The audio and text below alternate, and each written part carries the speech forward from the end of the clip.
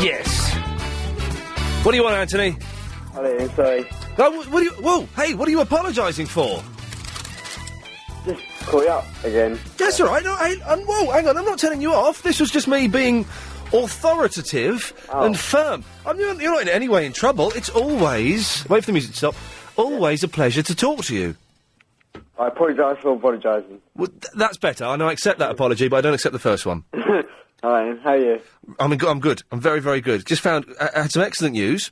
Yeah, what's that? I'm going to be a dad. No, I'm not. It's nonsense. You wish. Well, no, I don't. Not today. No. But you know when I saw Fonzie in pantomime at the weekend? Peter Pan in Wimbledon Theatre. Yeah. Any good? It was brilliant. Cool. I'm going again this Sunday. Just had an invite from the Wimbledon Theatre to go to the gala performance. I said, that was a nice time. Oh, yeah, exactly. They said, Ian, we hear you'd like to come and see Fonzie in pantomime. And I wrote back saying, well, I've seen it. That's nice of them. And she said, well, do you want to come again? It's like, yeah, all right. So I get to go and see Fonzie. Me and Chris are going to go and see Fonzie in pantomime. There's a meet and greet afterwards, and then we get taken to Planet Hollywood for dinner. Have it large. Have it large. Having it large. I have a nice time anyway. We're going to have a blinding time. Absolutely fantastic. That'd be cool anyway. That's something to do. Fonzie. Okay, let's have a Fonzie competition today. Let's see who can do the best Fonzie. Chris, let's start with you. Do a Fonzie. That's Mr. Miyagi. Helen, can you do a Fonzie, Helen? Ooh, you sound like a dog getting its ding-dang caught in a revolving door. Anthony, you do a Fonzie for me. Do that again. You've never seen Happy Days, have you? No. Okay. My Fonzie.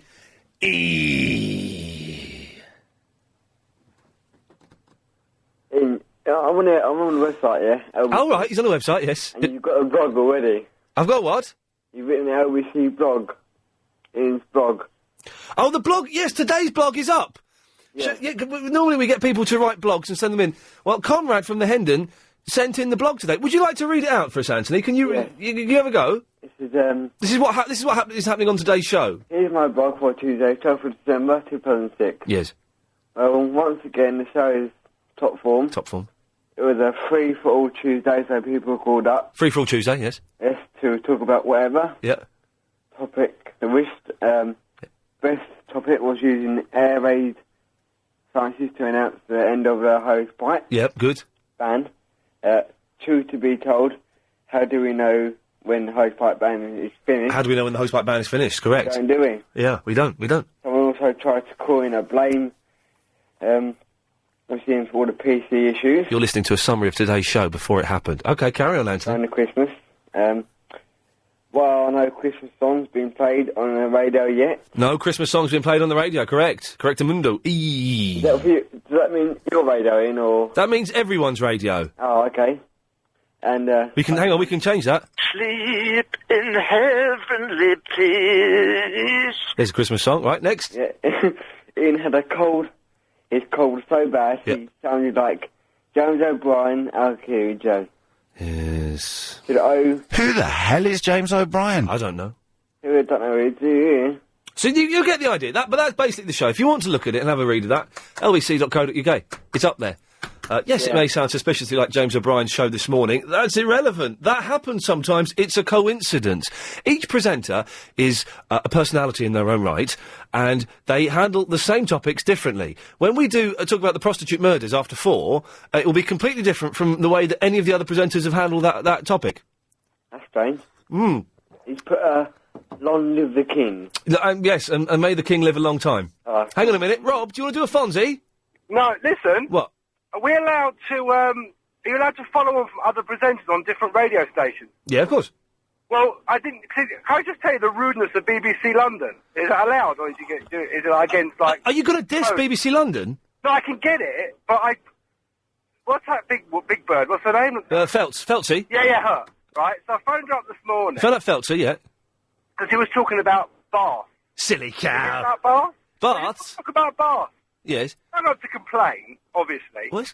And it wouldn't put me on air. And you know what they said to me? What? You need to phone someone like Iain Lee. No! They did. No! The researcher said, Yes! You sound like Ian. I said, I love Ian Lee. Don't start dissing the master. So what was the... Like, we don't belong here. And I was like, I don't belong here. I pay my TV license. What are you talking about? Well, BBC London is more yours than LBC is because you pay for BBC London. Exactly. This is paid for by advertisers. I said to her, don't start dissing the master, because Felty doesn't come near.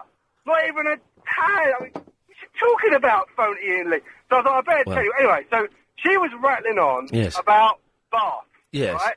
Barnet Council. Oh. And Bath. Yes. And I was like, that's not a story. It's not a topic, is it? That's not a topic. No. I mean, what's that about? Here's a topic for you. Here's a topic. You like this? This is true. I saw this today. Yeah. You know the bin men? Yeah. I saw them putting a 3-piece suite in the back of their bin machine. Now, my bin men wouldn't. It's a bit like baths, actually. But anyway, my bin men will only take stuff that is in the black bins. And surely that chomping machine can't chomp up a whole 3-piece suite. Discuss. Someone's obviously been to give them a grand or something to take. I mean, my bin men won't even take the bin liners, let alone anything else. No, absolute. I do not understand. You know, I had a row with Oh, I had a row. I almost had a fight with the recycling man. Oh, really? Yeah, I took a day off work about a year ago now, actually. Yeah. And I thought, I'll do a few things. Know how it is, take a day off work. And I got nothing done. I rowed with everybody. Good boy. And my wife said to me, go back to work. Yeah. It's just a waste of time. I was rowing with You're useless here. Do you know why I was rowing with the recycling man? I do not know. Well, you know that whole £1,000 thing that if you don't recycle, they're going to charge you £1,000. Yeah, hang on a minute, Rob. This doesn't belong here. Go and phone up Vanessa Feltz with this, Rob. You don't belong here. Speak to Feltz. We don't want you. Wait. You fight with people. Well, after you ranting on about the fact that you've had a fight with. No, we don't want that. Go off to Vanessa Feltz. We don't want that rubbish here. This is a decent radio station paid for by commercials. Cut him off, Ian. He's gone.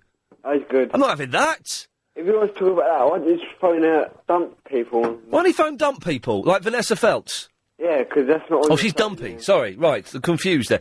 But seriously, they were putting in the back of their chomping machine a 3-piece suite. That's a settee. And how the hell can that cut a sofa? I don't know. And they were doing it slowly. I'm thinking, that ain't never gone. How much power has the jaws of that machine got? It can't be enough to... Hang on a second. Nick, are you going to do a Fonzie for us? Oh, yeah. Here we go. Yeah.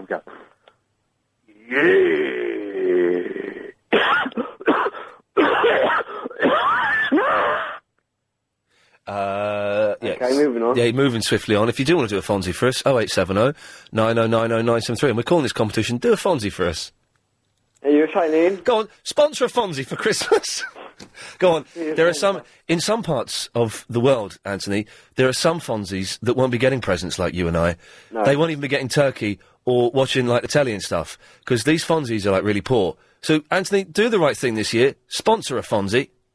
Yep. Yeah, okay, do that. Just got that. Just have to do that message now. I will. Excellent. I'm looking forward to the weekend, actually, Ian. What's happening on the weekend? Because on Thursday night, I know you don't like it, but I'm going to see Tottenham play. Oh, football, yeah. And, going to see my cousins as well on the weekend. Yeah, cousins. Yeah, see. You gonna have a fight with them? Maybe. Yeah, have a fight. Are you and Chris looking forward to Christmas? I'm looking forward to it very much. Chris, you looking forward to Christmas? Hey, here we go. That's better. I got my Nintendo Wii. I was playing with my Wii last night. Any good? Oh, it's fantastic. I heard them in DVD. What games did you get? Well, I got Zelda, but I didn't play that. All I was playing last night was tennis, bowling, and baseball. It's amazing. You got the controller. I've got one in my bag. I don't know what I'm looking for. You got the controller. You're playing baseball in front of your telly. Oh, Anna! Have some of that! And you're doing that in front of the telly! I was in my flat last night on my own. I got out of breath, actually. Yeah. And there's a boxing game where you're holding 2 controllers and you're punching like that. Oh, it was... Yeah, 'cause you got to swing your arms, haven't you? Right? Yeah. It blew my mind. And graphics?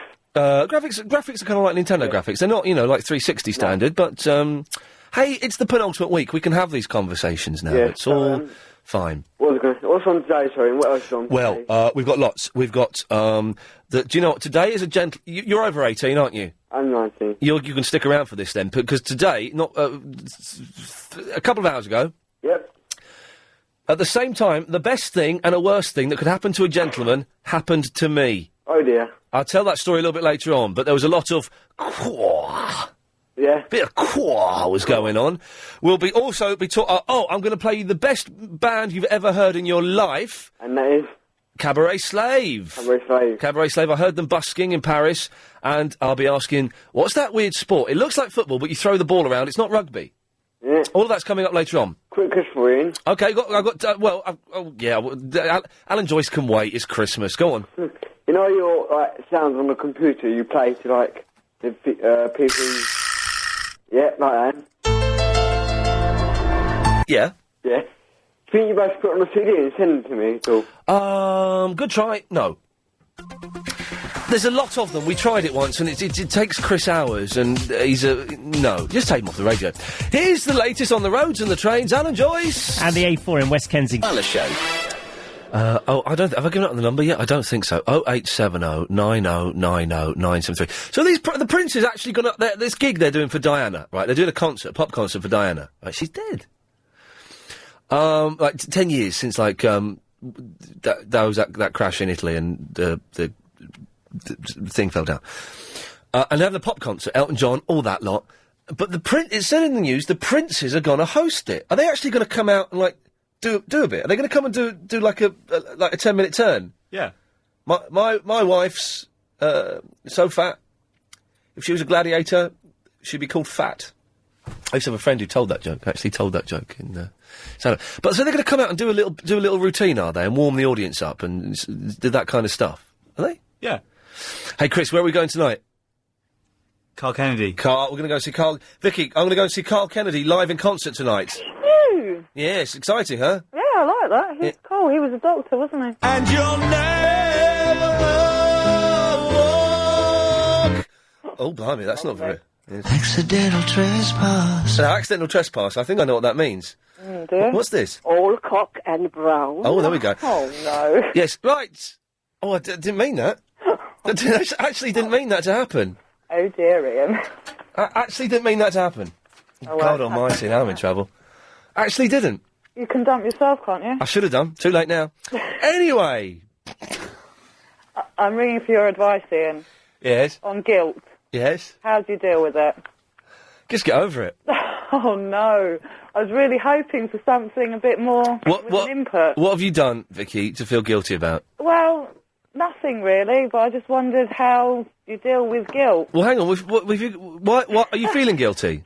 I am feeling guilty about some things. What have you done? You cheated on your boyfriend. You did.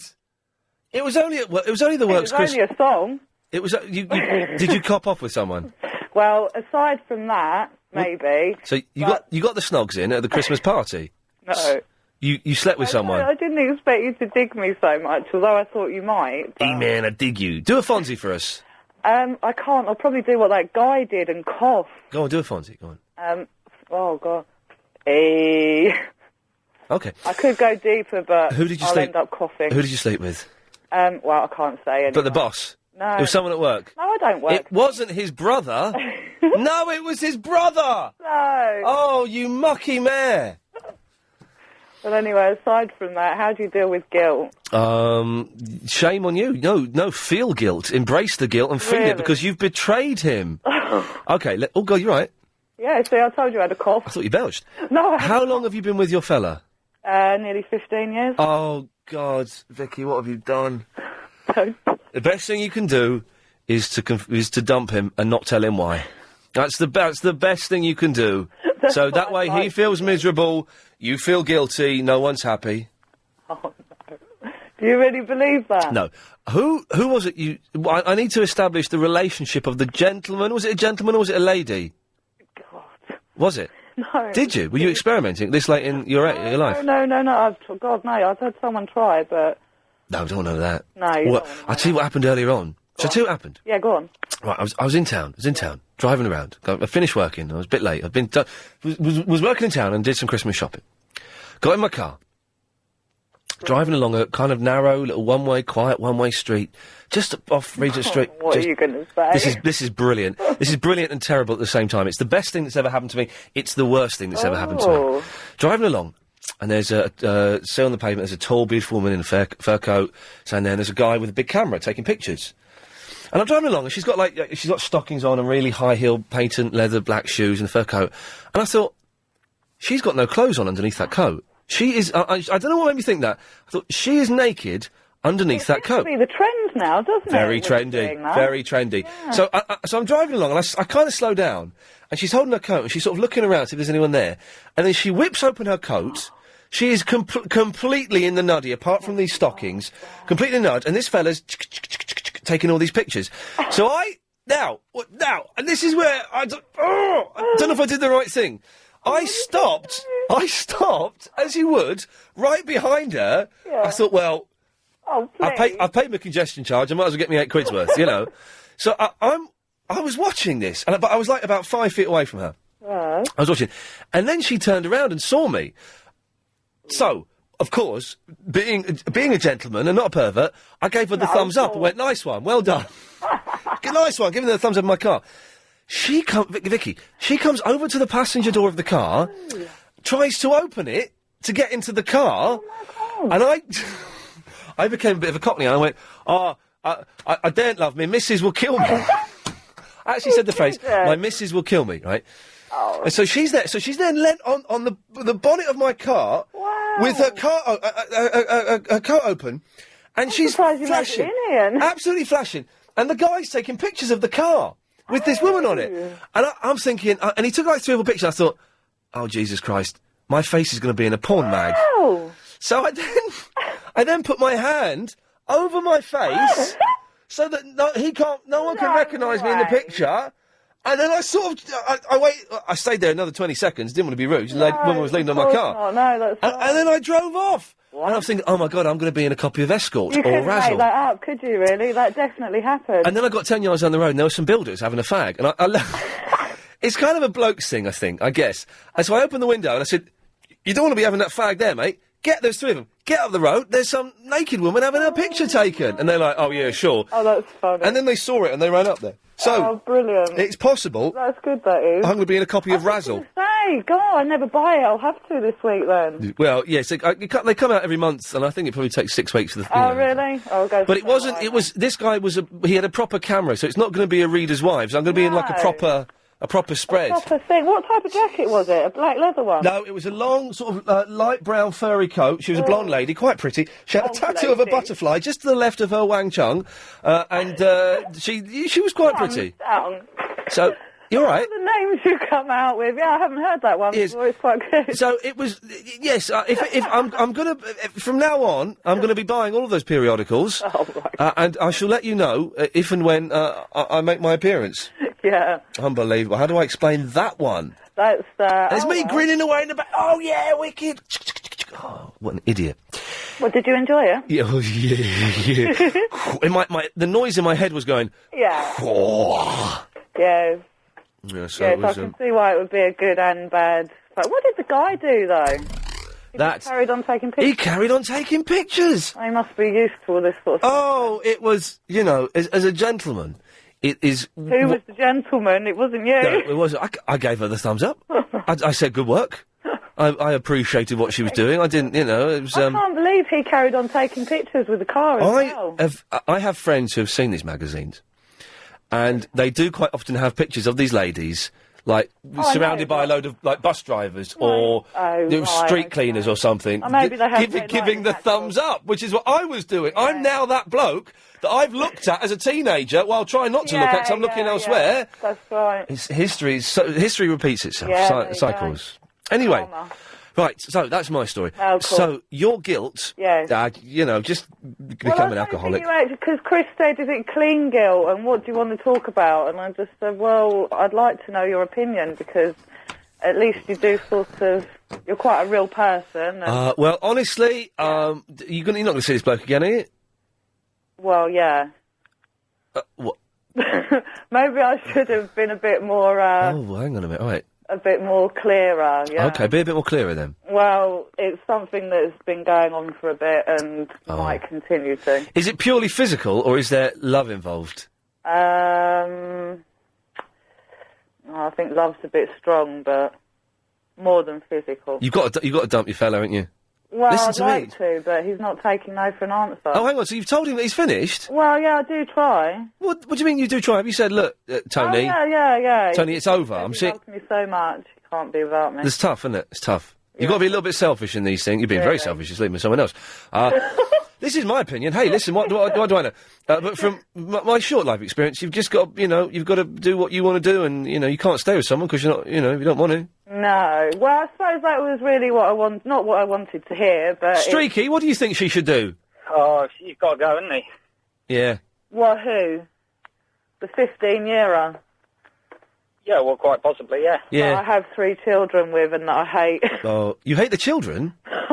Him I hate. Oh, right. Well, jeez. That would be a bit sad, wouldn't it, if I hated them? Yeah, you hate 2 of them. Don't lay all this on me. I'll phone up to talk about sofas. I didn't! Yes, Vicky, dump the 15-year, move on, and you'll be... It'll take you 2 years, but in 2 years you'll be fine. Okay, then.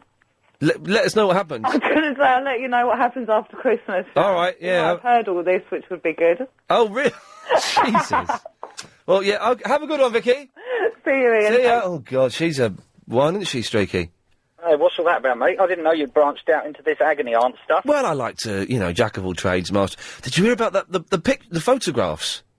Oh, man. Some people wait all their lives to see that. It was incredible. It was amazing. Anyway, can you do your story in 20 seconds?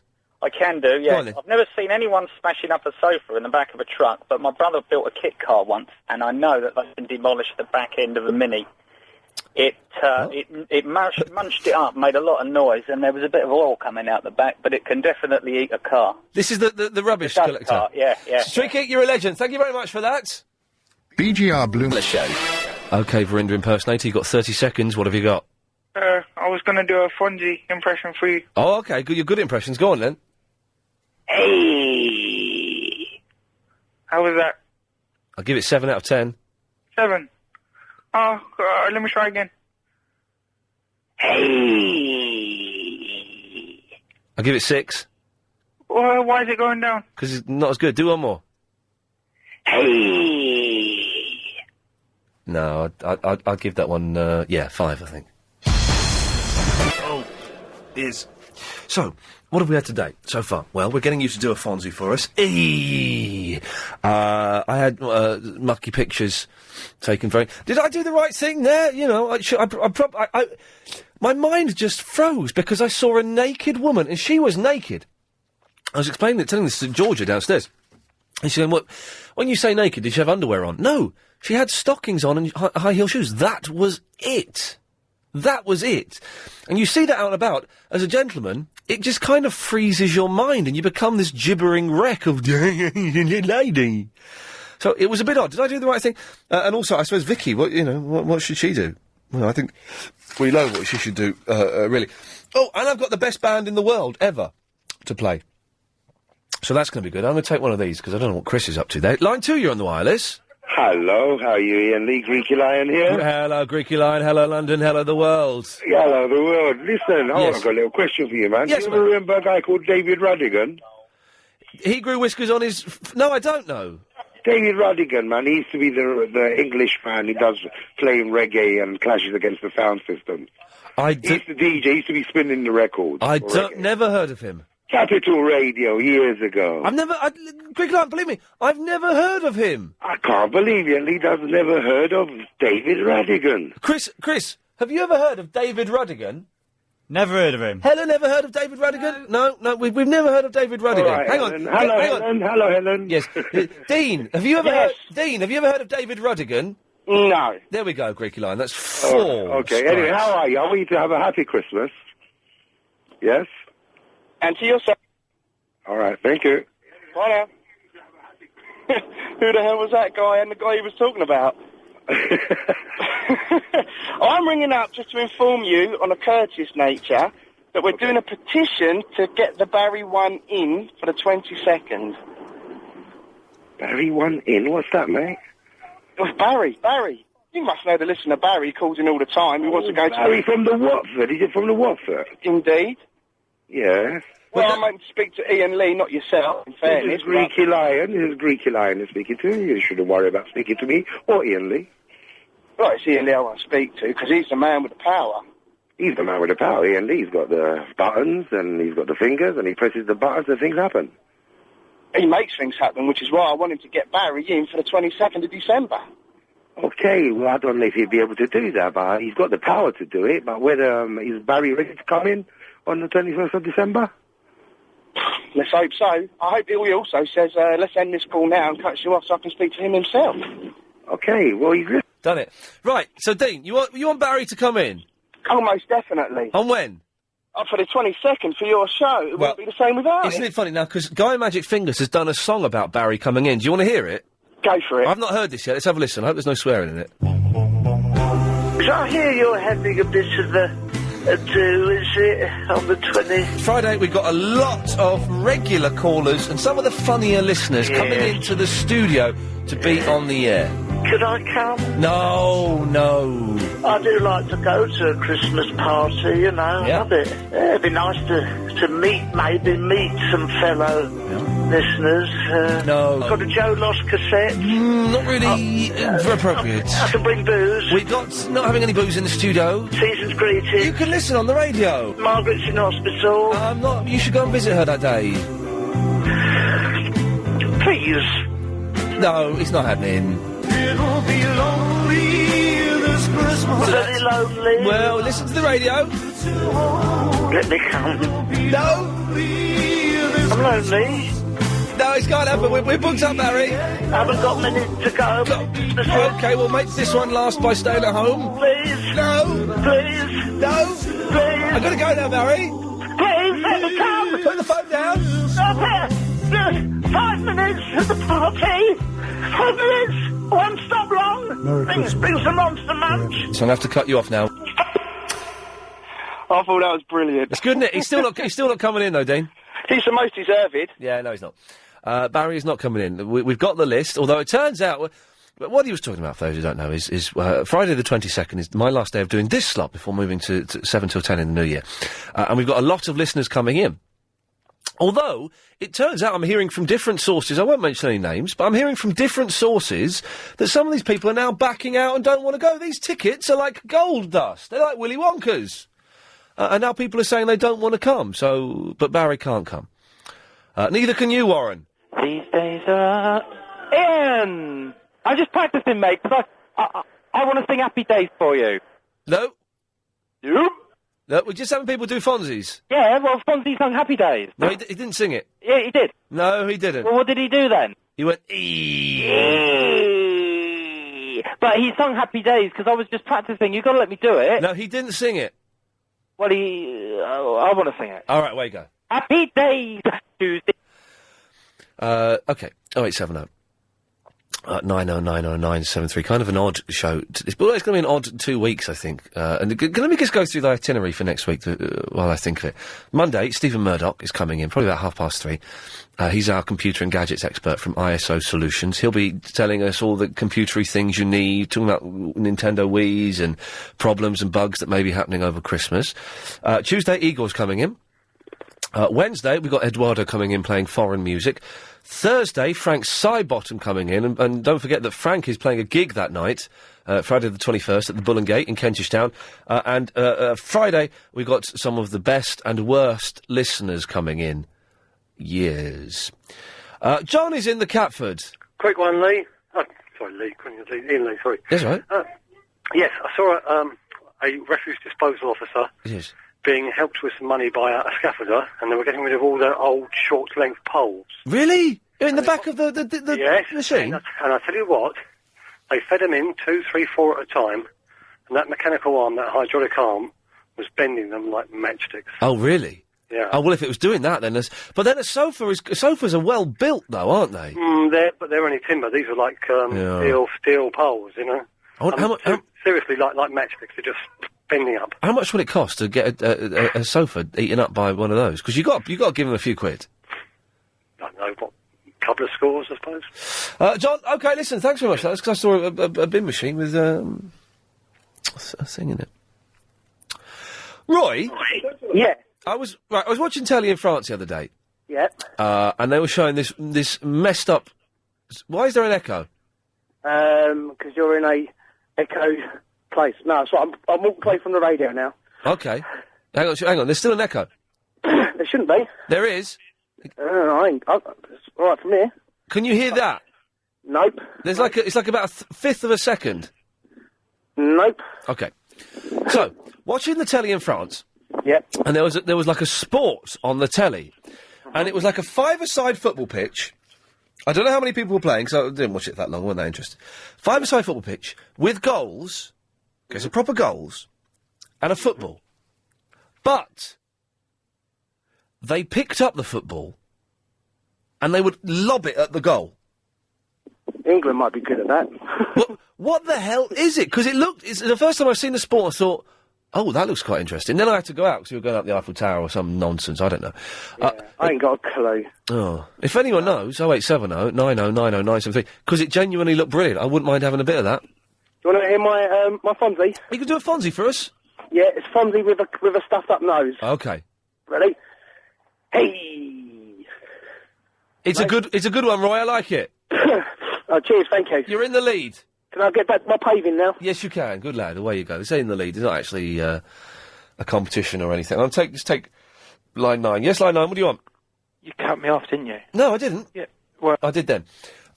Terry. Oh, David Rodigan. Yes. Oh, yes. He used to be on Radio 1, then he went to Capital, and he was a reggae DJ. Quite good, if you like, the old reggae. Yes. He also was resident DJ at, what was it called? Gossips nightclub in Dean Street in Soho. Blimey. So he's quite well known for his old reggae DJ. When was this, though? Like in the 80s or something? Well, it was probably... I remember him from late 70s and early 80s.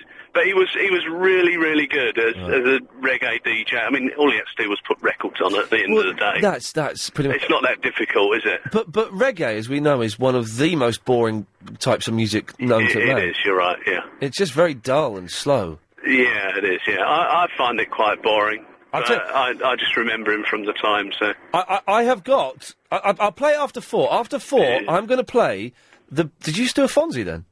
Yes. I will play... all right, don't ruin it. I will play a CD of a band that I saw busking in Paris. Yeah. And it is the best band I've ever heard in my life.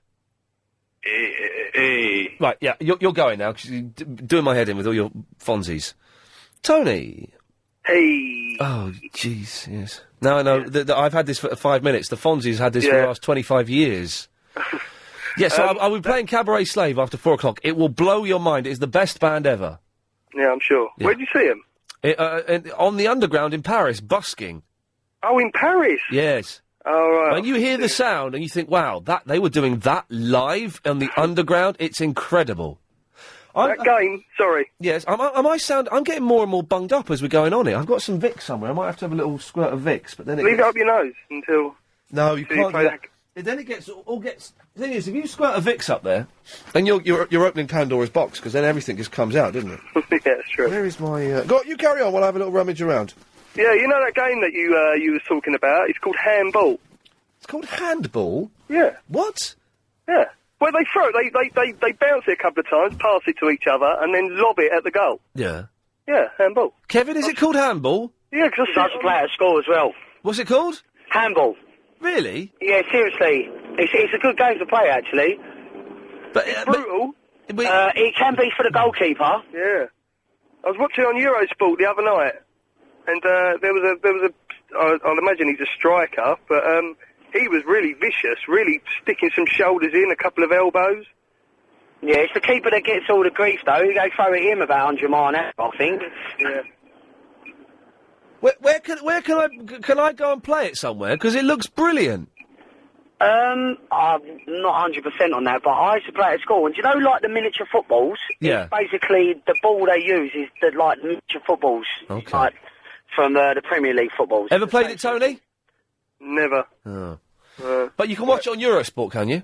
Yeah, I was watching it the other night about 7:30, 8 o'clock. All right, yes. Very specific. All right, Kevin, thank you very much for that. Tony, thank you very much. Well, it's handball. I wouldn't mind a bit of it. It looked quite good. It's the first time I've seen a sport, particularly a ball-based sport, and thought, and I actually sat there watching and thought, this looks quite good. Because it was aggressive. It looked like it could get a little bit nasty. It was faster than football. It was certainly more interesting than football. I might, Chris, do you want to go and play handball with me next week? Hand what? Yeah. 0870, it's hard work here, isn't it? 0870 9090 973. Time now to get the latest LBC 97.3 travel news. I'm getting more and more bunged up. Here's Alan Joyce. M25. Hello, Maureen. Hello, Ian. I'm finding it harder and harder to breathe. Chris, I might ask you, could you get my coat that's downstairs, because my Vicks is in it? What now? Yeah, is that all right? Chilly today. Well, no, I don't want to put the coat on. I want to put some Vicks up my nose. Can you do a Fonzie for us, Maureen? I can't actually. No. Have a go. Oh, I didn't even watch it. I don't watch telly. You never watched Fonzie in Happy Days? No, I'm a bit weird. I watch, you know, the man who does the autopsies. What? You know, the man with the hat on. The man who does the autopsies? Yeah, I've totally lost his name for the minute. The German fella? Yeah, that's it. You watched that, but you don't watch Happy Days? No, I didn't watch Happy Days, actually. I was out having Happy Days at the time when it used to be on. I'm old. It was good. It was good. It was about this guy. It was about this. Well, originally it was about this family called the Cunninghams, and it was set in the 50s. And there was like the dad and the wife, and then there was Richie Cunningham was the son, and there was Joni Cunningham was the daughter. And there was this guy called Arthur Fonzarelli who was like a bit of a hood. And he was only a minor character. And then he was so popular that by Series 3, he was in Series 2 probably, he was the star of the show. And there were a couple of other characters, Potsy Weber, Ralph Mouth, and they went to the diner that was originally run by Mr. Miyagi, and then it was run by Fat Al. I'd have to read the book. It sounds so complicated. It's very complicated, yes. I could go on, but I suspect you want me to stop. I just wanted to tell you that Rodigan is actually still throwing them out every Sunday night. Oh, he's a bouncer, is he? No, he throws out reggae records. He throws out reggae records. And what I also wanted to tell you was, is that according to a musical expert, what I heard recently on the television, I watch it sometimes. Hang on. Contradicting yourself there, Maureen. There's certain things I watch. Well, this actually was about Mozart and Bach and them people from back in the day. You know. Mozart. Mozart? Yeah, people like that. Take that coat off! That is my coat! Take that coat off! Take it off! I will hurt you! I will hurt you! People make you mad when they it makes like me mad. that. Maureen's talking about Mozart and you're wearing my coat. It's off! This lady who was saying about these people, yes. Apparently it sort of like brings on a Tourette's on you. You know, if you're playing Mozart, they twitch, the violin players. Sorry, hang on. Hang on. Mozart brings on Tourette's? Well, apparently they were saying that it could have been Tourette's because the way his music is wrote, that all the people like twitch when they play the music, you know? And this lady was saying this too. But what she was saying about reggae, we're going off the fact, is it's rubbish. It's organically very spiritual music, actually. No, organically it's very boring music. Well, very slow and very boring and too much bass. So you play Shaggy a bit, you know, that one in the kitchen. Shaggy's not reggae though, is he? No, that's what I'm saying, he's not. That's why if you're listening to that type of reggae, you're not listening to the true roots of reggae music. But No. My name is Shaggy and you tell it wasn't you. I had a hit with Oh Carolina. Well, basically, there's a lady out there called Lady Saw, if you can get her on the internet. You know, Lady Floor? A bit, yeah. Well, she does the answer to Shaggy's one. Oh, I've heard that, yes. Yeah, well, she did the Rude Girl sort of style. You wouldn't be able to play on your radio. Maureen, you sound too old and too middle class to be using any of the language that you're using. Middle class, okay. I was being polite. You born on the streets, you know, Deptford High Street. Well, you weren't. You were born in apart from hospital, all that, I'd imagine. I used to creep out. Actually, have to creep out to go to Bob Marley concerts in the early 70s. But they were really boring. No, just so great, slow. Actually. That's great. Lorna, do you agree with me? No, I agree with the caller. I think reggae's fantastic. I don't think people listen to a broad enough range of it. And I remember Rodigan as well. But, I mean, you got people like Burning Spear and Bob Marley and Gregory Isaacs.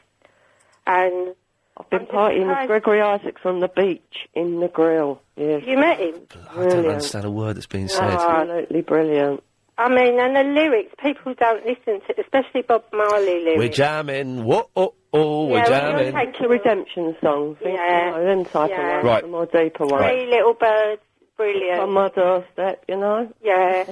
I don't understand a word you're saying. Right, what I'm going to do Well. is I'm going to play you Cabaret Slave. Okay, now this is the band Yeah. that I heard busking live on the Paris Metro. That means underground. Don't get confused by that. It's just underground. What sort of music is it? I'm going to play it. Organically spiritual. They are more organically spiritual than reggae ever could be. Don't believe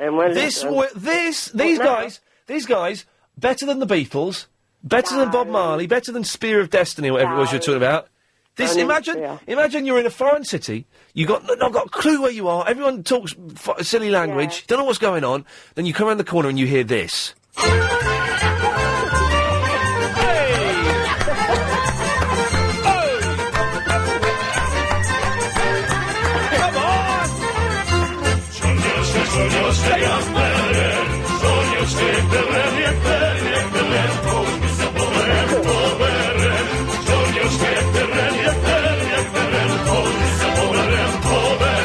Come on now. No, I've got no long skirt. They were busking, and they sounded. made us listen to that. I bet you ran away. I stayed there. I bought the CD for 23 years. Here, here's another one. Oh. This is better than reggae. You know it. Hang on, they'll start rocking out in a minute. Listen to that. They were doing this live. It sounded like this. Here we go. Oh. I think I'm Ukrainian. I think. I'm not sure. Carol. Oh, you faithful. There was about 7 or 8 of them. 8 of them doing this. Here we go. Here we go. Take it on, boys.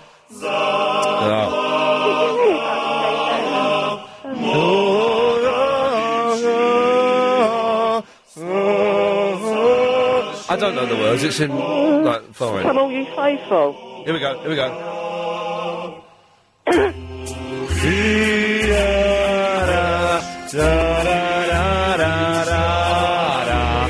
Come on, that's better than Bob Marley. No, it made me feel very depressed. I think it's a funeral. All right, this one will cheer you up. Personally.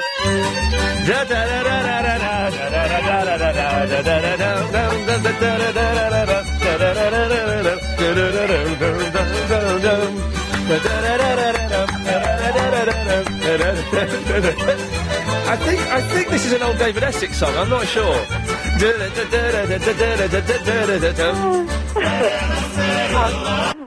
Come on now. No. You're enjoying yourself, Ian. That's the main I'm thing. loving it. I never bought a Buskers CD. It was fantastic. About 8 of them. Well, you're entitled to your taste. But people do knock people who like reggae, even if they haven't listened to it all, and that's not fair. What's not fair? No, knocking people who like reggae. No. For example, my name... Is this Graham talking? It's like a Lady Graham. I wasn't knocking people who like reggae. I was just saying that reggae's rubbish. Yeah, but... you know what? Right. It's that... There we go. I won that argument. From a tender organic... Hello, Matt. I've got the best fonts for you. Go on.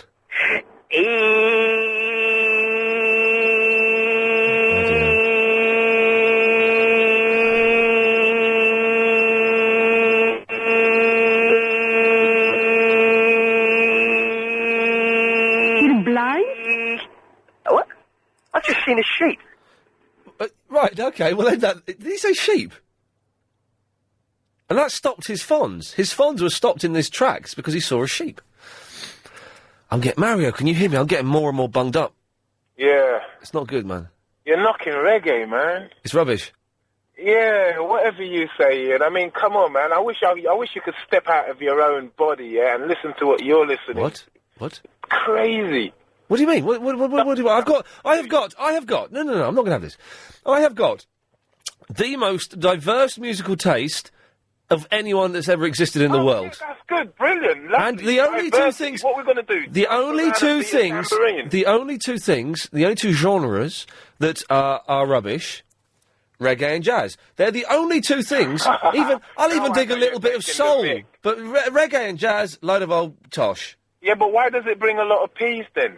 Oh, listen, people like it. People. People like it, and that's fine. But really, you need to really take in some reggae. No. You know what I mean? So what, you're going to tell me Barron and Levy's rubbish? I do not know what you're saying to me. You see? I've heard Bob You Marley. need to listen to some Barrington Levy. I've heard Bob Marley. Not Shaggy. Shaggy's bubblegum. I'm not saying reggae. Mario, I know that Shaggy's not ready. If you'd listened to me, you would have heard me saying that earlier.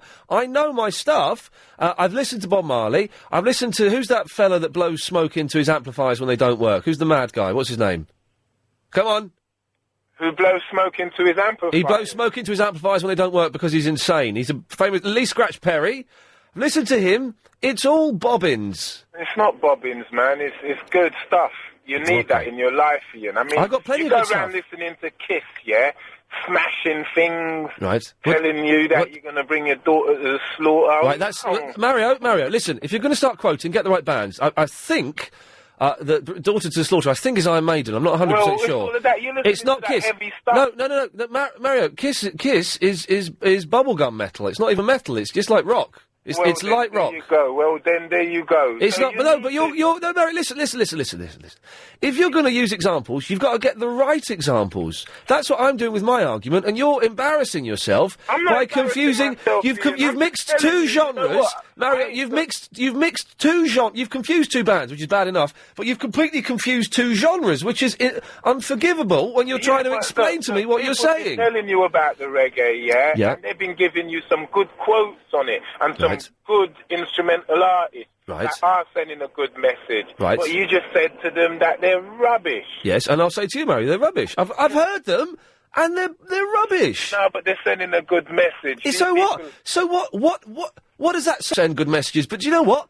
They're rubbish as well. Well, the message is irrelevant. If it's a good message, that's a bonus. But the message is irrelevant. It's the way the message is delivered. And Christian folk groups and reggae deliver their message in a boring, bland, repetitive, unexciting way. Well, I must be a very boring person then, because you must be. Okay.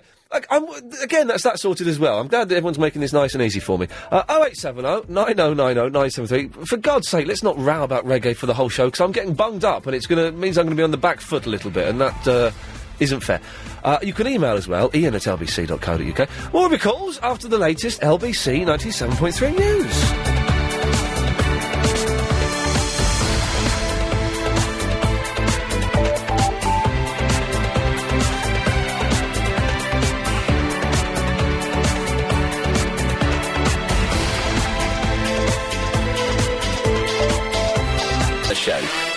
Come on, Lee. You are really sounding like a pompous, middle-class, uncultured, narrow-minded, typical white man. A typical white man.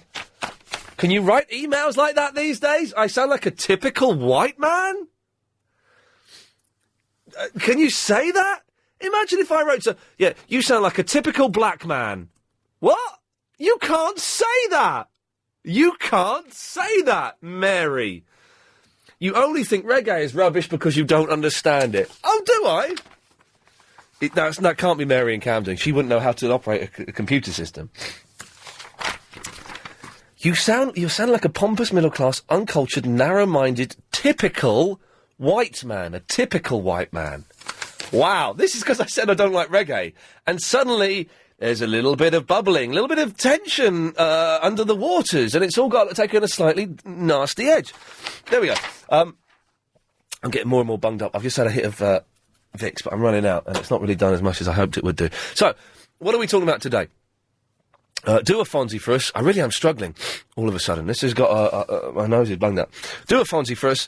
Bin men putting a settee in the back. I think we've done that, really. We've discovered that those bin machines, dust carts, can bend metal poles, which is pretty groovy. And there was other stuff. Oh, this is the greatest, where are they? Band in the world. So that's good. And there was other stuff as well. Oh, yeah, Handel, but, Nick! Hello, mate. I'm getting, last 20 minutes, I've got really, really bunged up, and I'm struggling a little bit. I'll give you a tip with that, because I've got hay fever. Oh, yeah? What you've got to do is just cut your hands, get some water, and sniff it. Sniff water? Yeah, it'll clear your nose straight away. Sniff water? I swear, mate, it sort you out straight away. What do you mean, smell it, or pour it up my nose? Sniff it. What? Sniff it up your nose. So it goes up my nose. Sniff the water up your nose and it'll clear So your... it goes up. It goes up my nose. Yeah, sniff it properly. Am I smelling it, or it goes up my nose? Sniff it, mate. So no, you keep saying sniff it, but this is the confusing bit. Do I smell it, or does it go up my nose? You sniff it and it goes up your nose. It goes up there. Okay, Chris, can you get me some water? I want to put some water up my nose. Honestly, I swear to you, it'll sort you out within about 2 seconds. Okay, we'll have a go in a minute. Right, what you got? Go on. Oh, anyway, right, Bob Marley. Yes. In about 1983, I was in Pentonville. All right, prison. And yeah. Oh, naughty! What had you done? Or do we not want to know? Well, no. Well, yeah. All right, whatever. Anyway, right. Right. Yeah. Right. Okay. How long were you in for? 6 months. Oh, okay. Right. So, okay. What is it? Have you ever done any bird yourself? No, I've never done any bird. I know people who do, and it's kind of fascinating. It's an experience. Yeah. No, I've heard. Yes. Anyway, right, in Pentonville, most of the people in there, obviously not myself. But Did you learn this water trick in prison? Yeah. Right, so I've got I've got a cup of water here, right? Okay. I put my nose in it. No, put some in your hand, cut your hand and put some water in your hand. Right, hang on a minute. I've got a bottle of water here, I just realised. Hang on. Right, let's get the bin. Right, okay, so I've got some water in my hand, yeah? Right, and now sniff it right up your nose. Yeah. Oh, I nearly puked up. How's that? That's cleared it up. Of course it is. Yeah, that's blinding. That's cleared it up. Good work. Right, nice one. No problem. That's actually worked. I've got to blow my nose now, though. Is that all right? Use a hanky, though.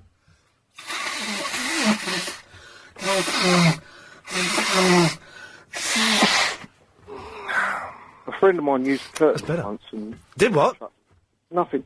Right, yes. So anyway, we in Pentonville, right? That's right.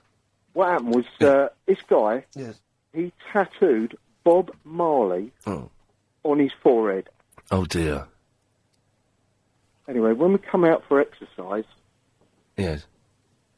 We all looked at him, and on his forehead was Ye Ram Ram Bob. Oh, he'd written it backwards! He'd done it in the mirror. Oh, no! What a muppet! So anyway, we explained to him Yes. what he had done. He went back into his cell, he had a look, and he says, "You're all talking rubbish." I'm guessing this fella wasn't quite all there. Not properly, no. He was on the hospital wing. Yeah, well, there we go. Who's, yes, I believe there's... Oh, well, I had 3 teeth out there. Right. And I went for the gold teeth. Yeah. Because you get them free. You'll give you free gold teeth in prison? You get free gold teeth in prison. Bring back hanging. Excellent. Excellent, mate. Right, well, there we go. That was a story. Thank you. Josh. Hello? Hello, Josh. Hello. I was just thinking about that sport thing that you lob a ball into. Handball? You was talking about a sport. Yeah. That you just lob a ball in the goal. Right. Yeah? Yeah. And in my school, we play it. This is handball? Pardon? Handball? No. What? It's called Gaelic football. No, that's something completely different, you muppet. Me, Muppet? Yes, you muppet, whatever, bothered. That's different. No, I know what you mean. I've seen Gaelic football. Gaelic football is kind of a bit like Aussie rules. Have you seen Aussie rules? No. Well, there you go, you see. I'm an old man. I know these things. It's a bit like that. No, Gaelic football's more like rugby than this game that I'm talking about. This was like you had proper goals. Oh. Ah. I thought you meant gay goals. Gay goals? Yeah. No, there were no gay goals in it. Thank you, Josh. Good effort. I've got a really sore throat now. I've suddenly just become very, very ill. Really sore throat. Hello, Janice. Hello, Ian. Hello, Janice. I don't want to be an air, you know. You don't want to be a what? You're on air. I don't want to be. Well, put the phone down. Hello, Ian. Yes. Right. Give your phone a wallop because it's all crackly. Yeah, turn your radio off, Janice. Give your phone a hit and let's get on with this. Come on. Ian? What? I am, darling. Right, Ian? Hit your phone now, hit the handset, because this is a terrible line. Okay, now you can hear me? Yeah, hit the handset on the table. No, the handset is in my hand. Yeah, well then, exactly. Hold it and then hit the handset on the table because it sounds awful. Okay, hold on, darling. Is that better? No. Right, what do you want? Now, let me tell you something, okay? My son Montel loves you to bits. Excellent. So do I, and Good. my daughter. Every evening from school we listen to you. Good work. Everything you do. You know it makes sense. Everything? Doesn't, does it? What, even Rise? What? But now... Yes? You not liking reggae Yes. or telling us reggae is rubbish, Ian. I'm so disappointed in you. Right, because I speak the truth. Reggae... Look, you're going to have to come out with us, man, and especially Barry ringing you. You know, where your avid supporters telling you that, Ian, you have to come out your skin. What? And listen to reggae and jazz. The most two beautiful sounds. Come on, Ian, man. But the thing is, everyone's talking as though I've never listened to reggae or as though I've never listened to jazz. I've listened extensively to both genres, and it's not, an instant dismissal. It's taken much research and listening and experience to come to the conclusion that they're both rubbish. Ian? Jazz is ever so slightly better than reggae because it's faster and it's got trumpets. Ian? Yes. From all the lifetime that I've been listening to you, for all the time you've been on... Great, we've had great times, haven't we, Janice? You're winding people up, and I'm going to take it today that you're winding No, Janice, listen, everything I say on this show is 100% the truth. I know.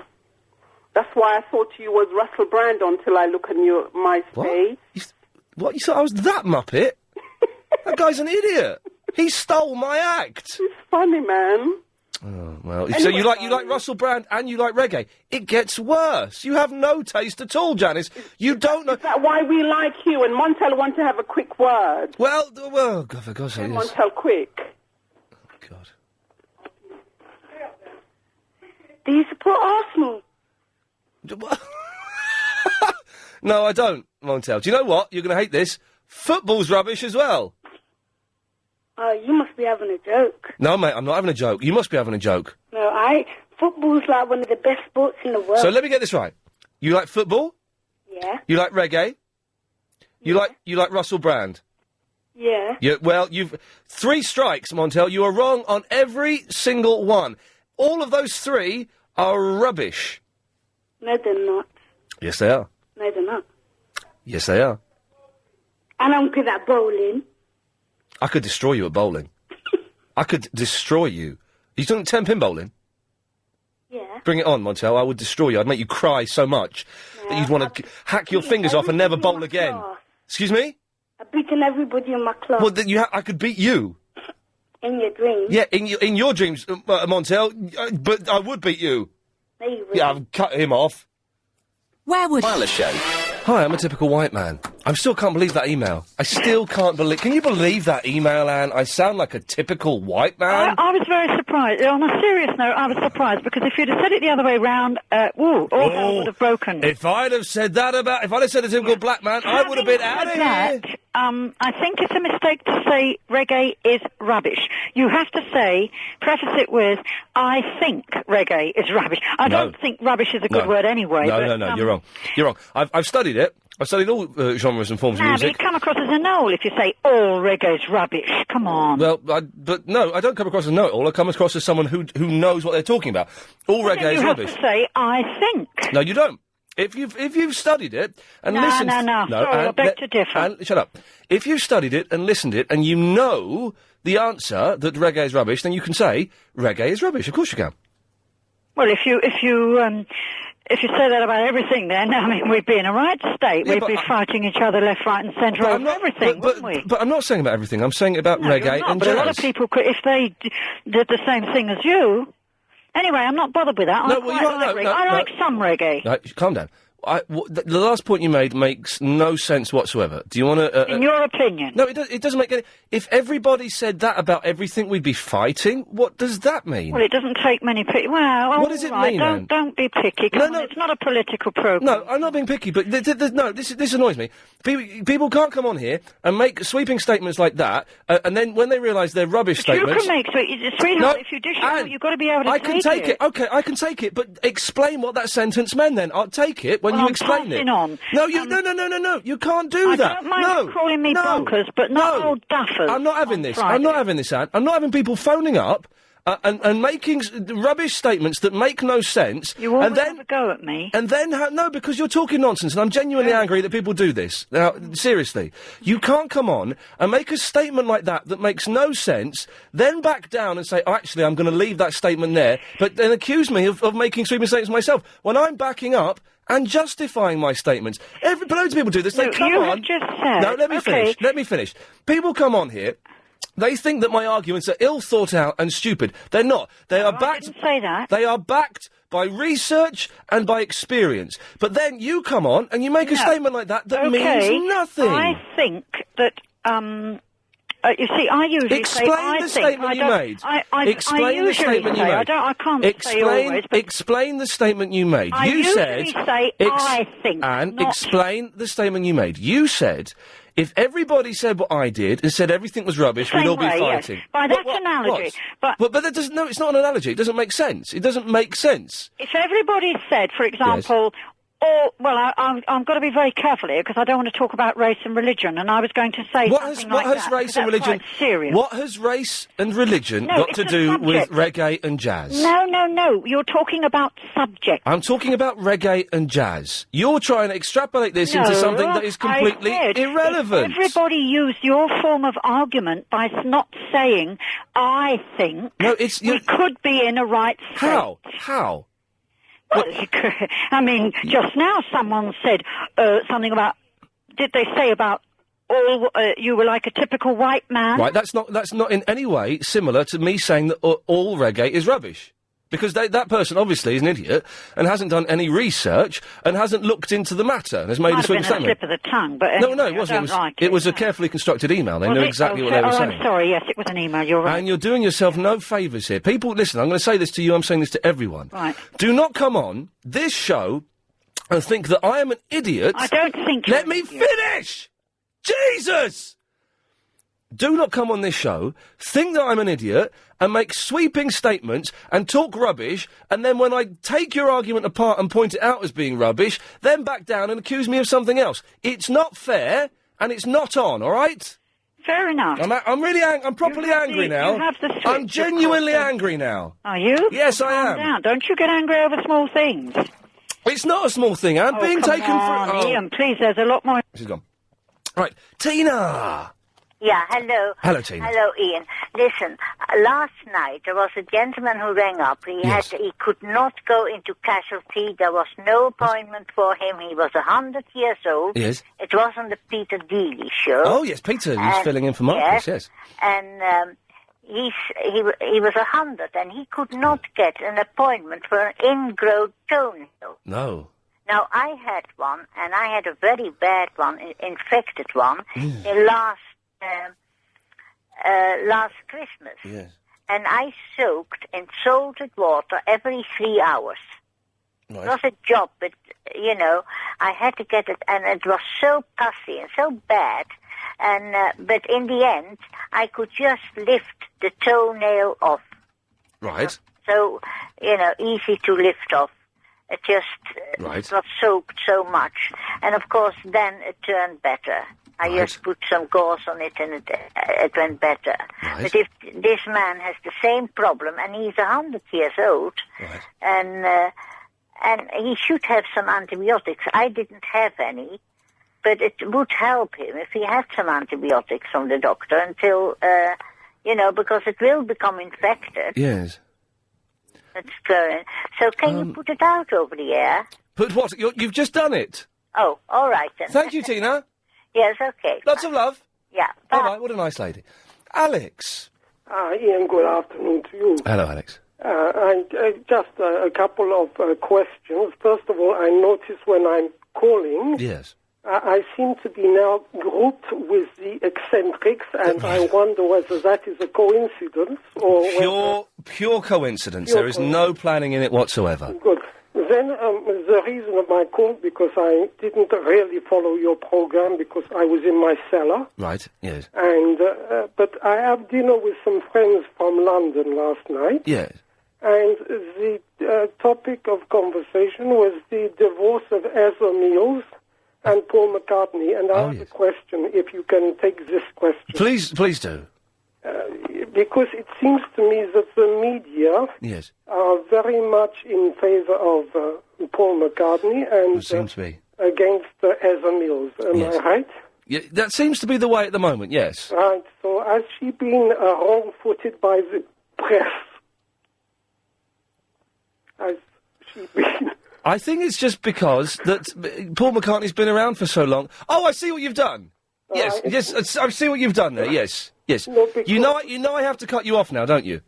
Okay. Yes. Okay. Right. So, 0870 90 90 973 is the telephone number if you want to give us a call. Iain@lbc.co.uk. Look, we've got 2 calls from Chertsey on the switchboard at the same time. That's blown my mind. The first one is from Richard. Hello. Hello, Richard. How you doing? You don't know anyone called Kelvin, do you? Yeah, I do. I used to play football with him, actually. Oh, hang on. Useless at penalties. Hang on a second. Kelvin, do you know Richard? No, I don't, mate. Yes, he does. I used to play football with him. Oh, Richie, Yeah. Really? What a coincidence. Oh. How you doing, mate? I'm good, mate. You? Yeah. We should be having a chat on our own phones, not through the Yeah, radio. I know. Yeah. What are you doing phoning up Crackers Ian? Just agree with him, mate, about reggae, basically, and all that. And you should know, eh, man? There you go. Yeah, there you go. Ian, this guy is a top fella, mate, and listen, if he's agreeing with you about the reggae, he's right, because I agree with you as well. Hang on, so you both called in from Chertsey, you both know each other, and you're both agreeing with me about reggae being rubbish? Yeah. This has blown my mind. Yeah, I can't believe it. Neither can I. So, Kelvin, how do you know Richard then? You just play football with him? Yeah, I used to be his captain, and he used to play for me. Do you still hang out and stuff? I didn't see him for about a year, and then I bumped into him at fireworks night down at the local fireworks display. Oh, right, I got yeah. his number and that again. Well, this is all very nice. Right, so hang on, let's start with you, Richard. You don't like reggae? It's all right, but it's not, like, great, is it? No. Kelvin, you don't like reggae? Nah, I must admit, I like a few Bob Marley songs, but I'm not well into that. Really heavy reggae is just a mess. It's all over the place. A mess, a very good word. It's very bassy, it's very slow, it's laborious, it's messy. You're spot on there. Yeah, but I don't agree with you about the football, Ian. Right, well, the football is, well, it's... Have you seen this handball? No, I haven't. It looks fantastic. It's like football, but you can pick up the ball and chuck it at the goal. And don't you get, like, bundled over like rugby? I don't think you're allowed to make physical contact, which is a little bit... Well, it's a gay sport then. Yes, it probably is, and I think that, yes. All right, fellas, listen, well, I'm glad we had... that was nice, wasn't it? Apart from the end, but it was up until the end. It was nice. It was nice. This is, strange, isn't it? Strange show today. I am flagging a bit. I've got a sore throat now. My nose is bunged up. This is the kid's cold that I got after seeing the Fonzie in pantomime. And it's so bad, I'm going back on Sunday to see the Fonz again. I've got a really sore throat. I suppose, Chris, what time is Carl Kennedy tonight? Have I got time for a doze before that? I think it's at 7:30. No gig starts at 7:30. The doors open at 7:30. No, the doors open at 7. And what time's he on? 7:30. Oh, God almighty. All right then. Don't forget, you can hear... This is the weirdest day ever. Okay? Alan Joyce, the travel expert. Well, I say expert because I'm contractually obliged to, but I dispute that. Has emailed, Ian, I've just had a guy phone up. He's a driver for the Status Quo tour. He wants to offer you a pair of tickets for their show at Wembley Arena this Saturday. It doesn't get any better than that. I've got to go and see the Quo, haven't I? Right, keep this guy's phone number. I'll give him a call. Okay. A very odd show. It's all over the place today. It doesn't matter. It's nearly Christmas. 0870 9090 973. More of your calls after the latest news. The Afternoon Wireless Show. It's kind of descended into a free-for-all. We're getting people to do Fonzie impressions. We're dissing reggae, football where you throw it, settees, and things like that. And my cold is suddenly getting worse and worse. I suspect my voice may not be lasting out too long, which is disappointing because I've got to go and do a voiceover tomorrow.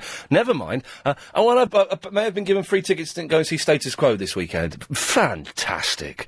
0870 9090 973 is the phone number. Iain@lbc.co.uk is the email. Lynn is in Forest Gate. Hello, Ian. Hello, Lynn. How are you? My voice is... I've got a really sore throat all of a sudden. What happened? I don't know, but about 20 to 4, suddenly my throat started tightening. My Have nose... you got all those nutters are upsetting you? Some of the nutters are upsetting me. I've been genuinely angry this afternoon, yes. I know. Tell me, there are loads of them. Fruitcakes. Yeah, Weirdos. I know. Yes. Tell me about it. No. You're all right, apart from your throat. Yes, I'm fine. Okay. Can we have my Burley down a bit? I want to play some music behind us, so just make it a little bit more exciting. Sorry? Just bring this down, there we go. This is nice music, isn't it? What's that? It's Guy Magic Fingers did this. Ah. It's good, isn't it? I don't know. Well, have a listen to this. Yes? I want to, talk about this, why do this country, why do they like queuing and queuing? Do you know, I ordered this October, and then they phoned me 2 days before Friday when it came out, and I just went and picked it up. That's it. So what's too much in it? You know? What's that noise in the background? Hold on. Is that your doorbell? Yeah. Go and get it. Not me. God, go. No, go on, Ian. No, have you had a wee? No, I said, yeah. Oh, I had it before. Do you know what I'm saying? I said, why do people like to queue up or punish themselves? You know, I mean, October, yes. I went to the shop and I ordered for it, deposited £20, and then 2 days before it came out on last Friday or so, yes. They phoned me and said that they've got it. Shall I come and pick it? I said, okay. And I went on Friday, the day it came out, and I went and picked it up. Oh, and this is I was in easy peasy. Easy peasy. Because there are people that were queuing up overnight, weren't they? Crazy. Crazy. It's just crazy. Have you had a go on the Wii? Yeah. No. Well, my kids. No, you've had a go, haven't you? You've played tennis on there. Oh yeah, tennis and all the rest of it. And the baseball? Really, no. It's my kids. Did you have a go on the baseball though? No. Oh, it's good. It's too much. It's too much. You've got to play the baseball. I haven't got time. Sorry? You've got to play the baseball. The baseball is fantastic. I will, but not now. It's my kids doing it. Okay, but when they go and to then school... I got yes. 2 more remote control. Oh yeah. And got extra games. So altogether about 260. Oh right, that's good. I paid. What games did you get with it? Sorry? What games did you get? Is it Z? What is it called? Zelda. Yeah. Zelda. Yeah. Is that? I've not played that one yet. I've got it. I've not played it yet. Yeah. And then I've got to pick up another 1 more control. Oh yeah. Because I've got 3 kids. You see. Oh okay. So you got 2 controls and you're getting 1 more. Yeah. I bought a new control today, so I've got 2 controls now, so I can play tennis with friends. Yeah. So I don't know, I just don't like all these people who try to make capital out of nothing. I mean, just... If they want to queue, though, it's fine, isn't it? No, do you like queuing? I don't like queuing, but we're very good at doing it in this country. They don't queue in France. The French don't queue. They just push forward. Why are they queuing? I don't like queuing. I love it. Oh, do you? Yes. No, I don't love it. Well, OK, Lynn, I'm sorry you don't like queuing, but luckily you don't have to. Ian? Yes, Lynn? Okay, I'm getting ready for your get-together. Oh, yes? Yeah. Really? Yeah, Chris phoned me. Oh, this is next Friday? Yeah. So you're gonna... I'm coming. Right, so this is next Friday. This is the last show of us doing this slot. Yeah, I'm getting ready for it. Chris phoned me, so I'm getting ready for it. It's out. Yeah, I'm coming. It's out in the open, ladies and gentlemen. It has to be said. Lynn is one of the special guests coming into the studio. Very, very special. I've cancelled all my engagement. Well, what engagement? On the 22nd, so I'm getting ready for it. What engagements did you have on the 22nd that you cancelled? I've got a lot, but I've cancelled them. I said I must. Ian Lee wants me there. I will be there. Lynn is one of our very, very special... But we've got... I'm not going to disappoint you. I'll be there. Good. Now, but basically, if anyone doesn't know, on the 22nd of December, we've got some of the best callers, some of the most interesting callers, and a couple of fruitcakes coming in to... Chris is going to give you a call and let you know what time... I think you're coming in for about 45 minutes an hour, something like that. It's all right. That's all right. Don't worry, I'll be there for you. Okay, because I'm there. Because it's a very carefully chosen list. We've only chosen the creme de la creme. I'm not going to disappoint you, don't worry. Because there are some people that want to get in, but we're not letting them in. Yeah, don't let all these fruitcakes cause me duh. No. Excuse me. Too many nutters. Excuse me. Yeah? I'm not a fruitcake. I'm not. I'm not allowed in. I was rather hoping. It's not me, please. You better. You see, Ian Lee, who has to choose, not me. So don't go after me. You talk to Ian Lee, not me. I didn't make the choice. I didn't choose. It's him who has to choose who's to come, who's not. Yes. So you'd have a word with him, not me. Yes. Well, the thing is, Lynn, I was wondering if... Well, no, but you don't have to go. It's not me. It's Ian Lee. It's him. He's got the power in his hand. It's him to say who to come, who's not to come. Yeah. So it's nothing to do with me. No. He chose me. He didn't choose you. So it's your problem. It's not mine. The thing is, Lynn, I know what you're saying, but would you please consider,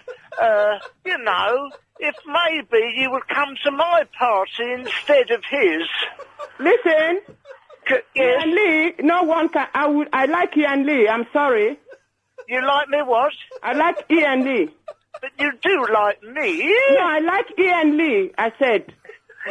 All right. Would you come to my party and not his? No, I said I like Ian Lee, so I don't want to disappoint Ian Lee. No. Why am I not invited? Well, you ask him. That's what I just said. It's not. I'm not the. I'm not the one to choose. He chose who to I want you to tell me. So you talk to him, not me. Don't talk to me. I want you to tell me why I'm not invited. I don't know. You ask him. I don't know. Tell me. No, I don't know. Chris phoned me and invited me. So that's it. I don't know why. You ask him, not me. Tell me, please tell me. I don't know why you asking me. I'm not the one. I'm you know. Me. You ask Ian Lee. Ask Ian Lee. You tell me. I don't know. I yes, ask Ian Lee. Tell me now. How can I'm not the one who's... It's Ian Lee who's inviting who he wants to invite. You won't let me So you come. ask him. You won't let me come. I don't know. It's not me who is organizing Let's the get party. this quite clear. Is it you who won't let me come? No, it's not. No, don't say that. It's not me. I'm telling you. You ask Ian Lee.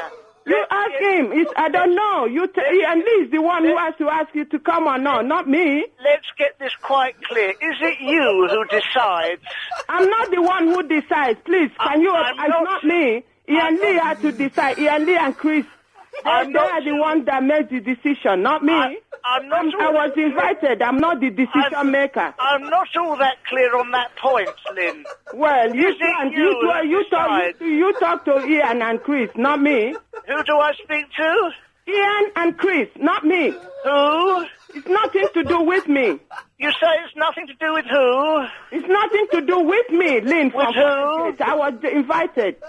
Nothing to do with me. Whose decision is it? It's Ian Lee and Chris that I see. Not me. But it's not. Let's get this straight. It's not you. No, it's nothing to do with me. I beg your pardon. So now, just to clarify, who do I get in touch with? Get in touch with Ian Lee and Chris. Right, got it. That's right. Okay, nothing to do with me. I was invited. Yes. I'm just a guest. That's all. Okay?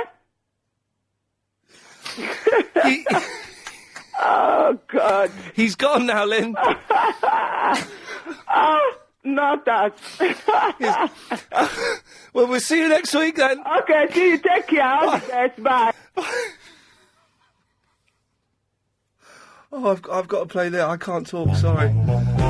So I hear you're having a bit of a do, is it, on the 20th? Friday, we've got a lot of regular callers and some of the funnier listeners coming into the studio to be on the air.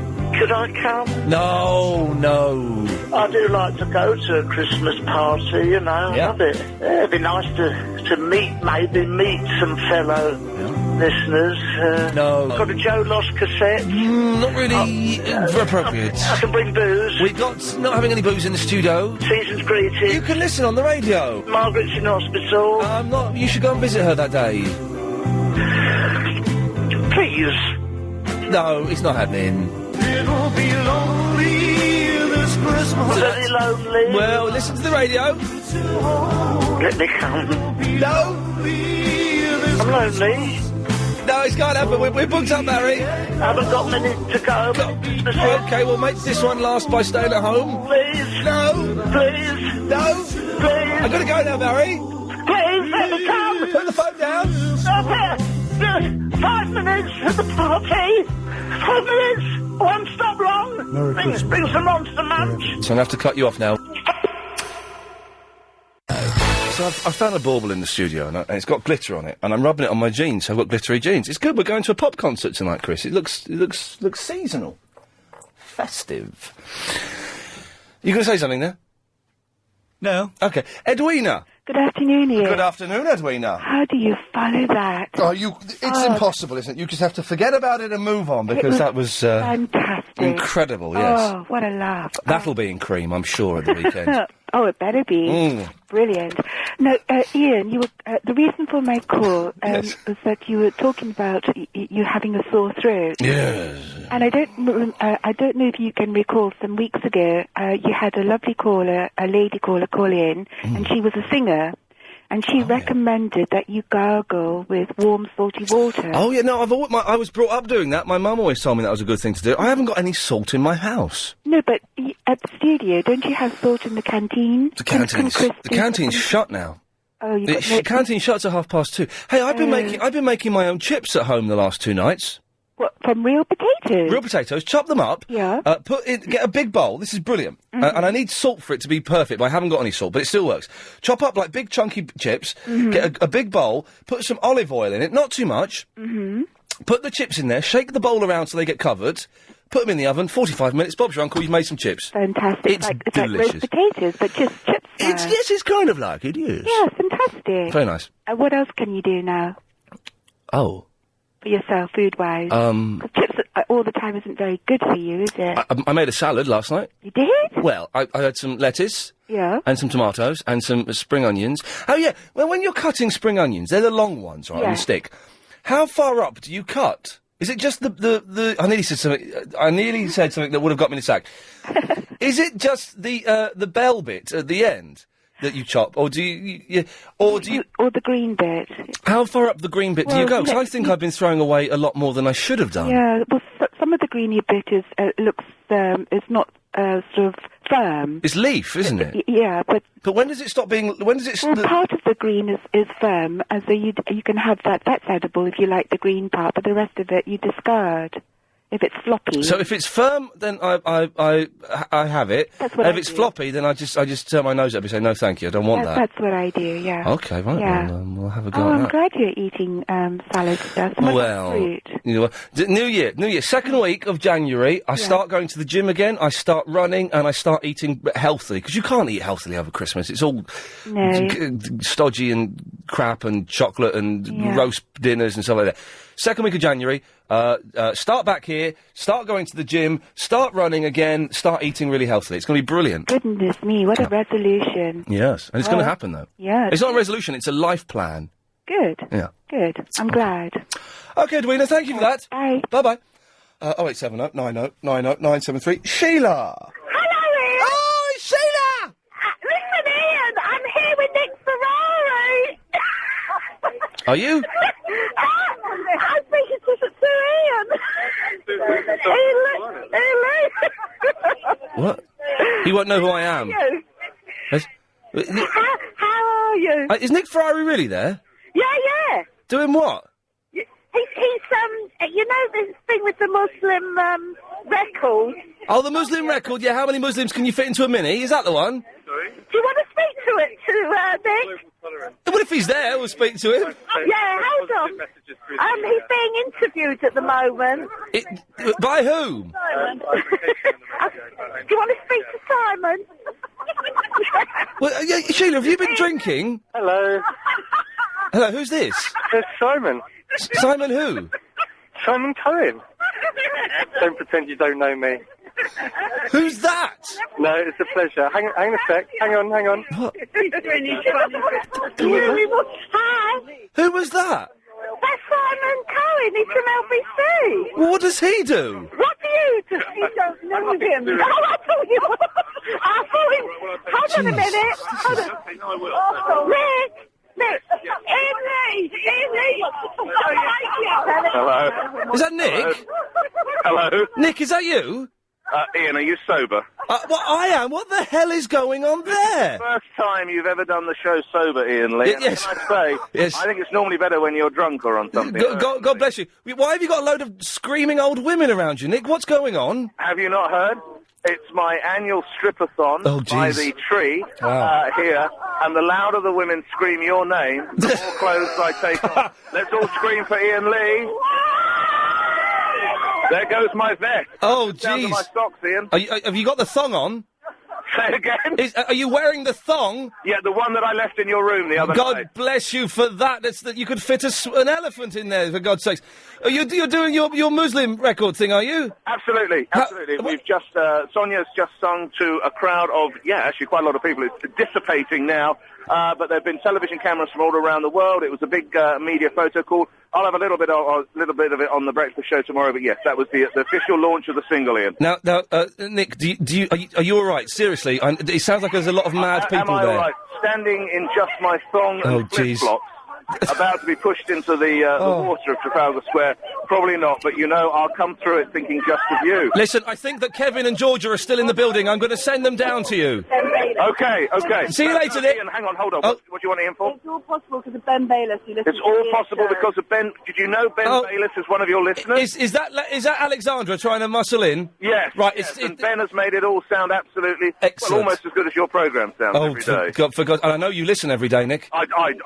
But I do prefer it when you're slightly inebriated. All right, listen, have a lovely afternoon. It's nice to talk to you. Take care, bye-bye. I don't know whose phone this is, but I've stolen it. Let's hope Keep it's it. Samsung. Sell it on eBay. Good luck. No, give it to the missing persons thing. What happened there? What happened there? I've got... that was Nick Ferrari. By the Who? way. Nick Ferrari. What's that? Is he the reggae DJ we were talking about? That was the most surreal... I need a tape of that, because I don't know what happened there. Nick Ferrari, obviously, the launch for his thing, which is excellent. Alexandra, the PR lady, trying to muscle in and get some PR on our station. That's the best... I don't think you've met, have you? Nick. I met Nick once, this time last year at the Christmas party. I said hello to him. Nice fella. Nick Fry, of course, in the morning. You'll be able to hear what on earth that was all about tomorrow morning on his breakfast show. 7 till 10. I might start drinking again, Chris. Can we run the ads? I've got no idea. William, any idea what just happened? Oh, that was a bit of fun, wasn't it? It was a nice bit of fun there, all singing and all dancing. All singing, all dancing, young man. Nice to talk to Nick. Hey, there's a question I'd like to ask you, because I know you've been away for the weekend. Yes. But have you had a chance to play on the Nintendo Wii yet? I had a little go on it last night. I played a little bit of tennis, a little bit of bowling, and do you know what? I had a lot of fun setting it up. Setting it up excites me. Sounds like hard work to me. It was hard work, but yes, I've had a little go on it, and it's brilliant. You like it, do you? Yes, I bought another controller so I can play tennis with a friend. But it's fantastic. You can stand in front of it and smashing the ball around. It's brilliant. Can't find one for love or money unless you go on the internet and want to pay £300. But you can have mine for $350. I'll sign it. Yeah? Yeah, I'll sign it for $350. But there's no box. No box? Where to the boxing? Well, I threw the box away. Oh, right. That sounds dodgy. It was not dodgy. I got it off the Amazon. I got up really early one morning and pre-ordered it. I think they're bringing another batch out maybe early next week. No, there is some around, but you've got to keep phoning up every morning. Yeah. Do you know what? Hi, mate. I'll have one before Christmas. Is this for the kids or for you? Oh, for me. Yeah. I'm a big kid at heart. Well, seriously, second week of January there'll be stat loads in the shops. No, yeah. It's the same trick they do. The same trick they do every year. PlayStation, and then. Yeah, so don't pay over the odds for it. Oh no, that's why I'm only going to pay $179. I think it is. Something ridiculous like that. You got yours for free, didn't you? No, I didn't actually. I got my Xbox for free, but I had to pay for this. I've got excellent contacts at Microsoft, but I have very bad contacts at Nintendo. Oh, that's not Partly because I was doing an award ceremony once, and I said that Nintendo were crap, which they're not. But I did, and as a result. Maybe that's why you didn't get one for free. Well, this is it, and it was a joke, but it was a joke that Nintendo didn't get and see the funny side of, and so they don't give me free stuff. But they are Nintendo. It's a brilliant machine, definitely. In other words, you upset them. Yes, and I'm desperately trying to crawl back now. Don't do that. Don't call to anybody, mate. No. William, listen, thank you for that. Hey, take it easy, you. Bye. Good lad. Bye bye. Tom is on the North Circular. Hello, Ian. Hello, Tom. How the devil are you? I'm very well. I drive a bin lorry, and I was just calling to say that it has 600 cubic inches of pressure. Wow. Per square inch. Yes. How many inches are you, big boy? Yes, and then he put the phone down there. You see what he was doing there? I'm going to take... oh, no, he went. Oh, never mind. Well, got a minute to fill. If anyone wants to call in, you come straight to air. 0870 90 90 I can't believe that's the second time I've ever spoken to Nick Ferrari. He sounds like a nice gentleman, doesn't he? He sounds like a very nice lad. This looks good. Line 2, you're on the wireless. Hello? Hello, Chris. No, it's Iain. Let's try this one. Line 9, you're on the wireless. Hello, Ian, darling. Hello, who's this? My name's Marcellus. Hello, Marcellus. We've got 50 seconds. I'm a big fan of yours, and I would love to play with your wee-wee. Right. I'm going to have to cut you off, Marcellus. Don't do that, darling. Why? Put me on hold. Hold me. No. Hold me, Ian. Right, let's go. What has happened? This has been the oddest show ever. Yes, line 3. He asked you how big yours was. You can answer the question or not? Oh, for God's sake. We have to be careful. We have young ears listening. And very, very old ears as well, it seems. Let's try this one. Line 3, you're on the wireless. Hi, Ian. Yes? Hi, mate. I just want to ask you, what do you think would be the best console to get? Xbox or PlayStation? Xbox. Easily. Oh, yeah. PlayStation's going to be 500 quid, and it's the same as the Xbox. Get that. Fair enough. There you go. All problems solved. More calls after this. Yes, John. Hello? Hello, John. Hi, Ian. How are you? All right? So someone has set up brilliantly. You know MySpace? Sorry? MySpace. Oh, yeah. No, I was ringing up about, you used to talk about going to the gym in the new year again. You used to go to the gym before, yeah? Yes, I did, yes. And why did you stop then? Because I was just too busy and I didn't have the time, and I was feeling guilty about not going out for a run and about not going to the gym, and I just couldn't fit it in, and so I made the decision about a month ago that I wasn't going to go until the second week of January. Right, so did you used to do it on your own, or did you have... I had a trainer. Had a trainer. You had a trainer, but you didn't have, like, a friend, like a training buddy? No. With you? You used to pay a personal trainer to take you out? Well, not to go out running, but to do stuff at the gym, yeah. Oh, right. And how far do you used to run then? Not very far. I'd run for like 20, 25 minutes. I'm not very good at stamina. So sort of 2.5 miles, something like that, yeah? Yes. 3 miles tops, yeah. You writing this down? Because I remember you saying you seem to feel you got unfit very quickly. Yes. So probably that's probably just wasn't very fit in the first place. Yes. You know what I mean? No, it wasn't very fit at all, no. Because there's training and there's training, isn't there? I thought there was just training. Yeah, because your job's quite sedentary, isn't it? Yes. So you probably need to do a bit more gym work than most then, I would have thought. Right. Yeah, so your trainer really... I mean, how many times a week do you used to train? 3 times? 4 times? I used to go and see him twice a week. This is creepy. I used to go and see him twice a week, and then I'd go running twice a week. Oh, that's not too bad. Yeah, thanks. That's not too bad. Thank you. That's quite good, that. So, I mean, how tall are you? I mean, I don't know what you look like. Are you trying to... You are, to be honest. So, how tall are you? You chatting me up? No, I just want to know, like, your build, you know. Well, I mean, you're not this fella in Ipswich, are you? What's going on? I'm a little bit concerned. No, I just want to know, how tall and what's your body weight? I mean... I'm just under 6'3", got a slightly hairy chest. Yeah. No, well, how heavy are you? I don't know, 13 stone, I don't know. Oh, so you're not too... Yeah, you should... Are you writing this down? You should be quite a good runner then. But I'm not. You're not? Well, I used to be a sprinter when I was 17, but I haven't run for ages, and so I'm very unfit and I've got no stamina. Yeah. No, I've just walked in. I had a blockage earlier. Sorry, I was just talking to somebody. I just walked in. What? I was listening to you in the car. A blockage? And I've just walked indoors. What blockage we don't have have you the radio. No, a plumber. All right. I was doing... No, it's the state of my trousers. Somebody was looking at the state of my trousers. So you got filthy trousers because you had a blockage? Yeah, I was doing a blockage, yeah. On my hands and knees, clearing it, drain. I'm not interested in that kind of training. No, that's something completely different. No, because I myself, I mean, I used to run 3 times a week. Right. But I'm just down to once now on Sunday, so... Yes. How tall are you, John? 3 times a week. How tall are you? Yeah. How tall are you? How tall am I? I'm not tall, I'm only about 5'10". And then what do you weigh? 14 stone. Hairy chest or smooth? No, yeah, I've got a hairy chest. Yeah, Okay. I've got a hairy chest. Okay, lovely. We'll probably make a good pair, I think, if we go on. If you need a training buddy, but then I'm in the wrong part of London for you. You're North London, aren't you? Yes, you're South London. Yep, South East. Yes. Yeah, to be precise, yeah. So, thing is also, you've got a good tube network over there, haven't you? We don't have that over here. Well, we haven't got a tube in Muswell Hill, but we have excellent buses. Right. Yeah, but I mean, you've still got good transport systems. Very good. You don't walk that far, do you? I walk. Well, yeah, I walk. I drive. You drive, yeah. The congestion charge. You in the congestion zone? Or are you just outside it there? Yeah, I don't know. I've never been into it. What? The congestion zone. Yes. Is that near you? Where I live? Yeah. Because, I mean, driving, you have to pay, don't you? No. It's not where I live, no. I'm quite far from where I live. But the LBC is going to be in the congestion zone from February. Oh, that's going to be a bit of a bummer, isn't it? A bummer, yes, a bummer. Yes, definitely a bummer. Well, you have to get them to move their offices then. Yeah, I'll have a word with them. Yeah, see if I can do that.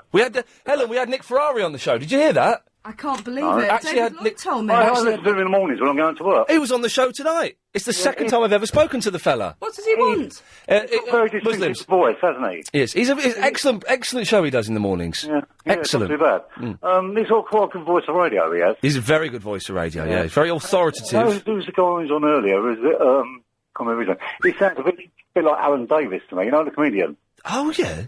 Yeah, I can't remember who it is. Steve Alan Davis?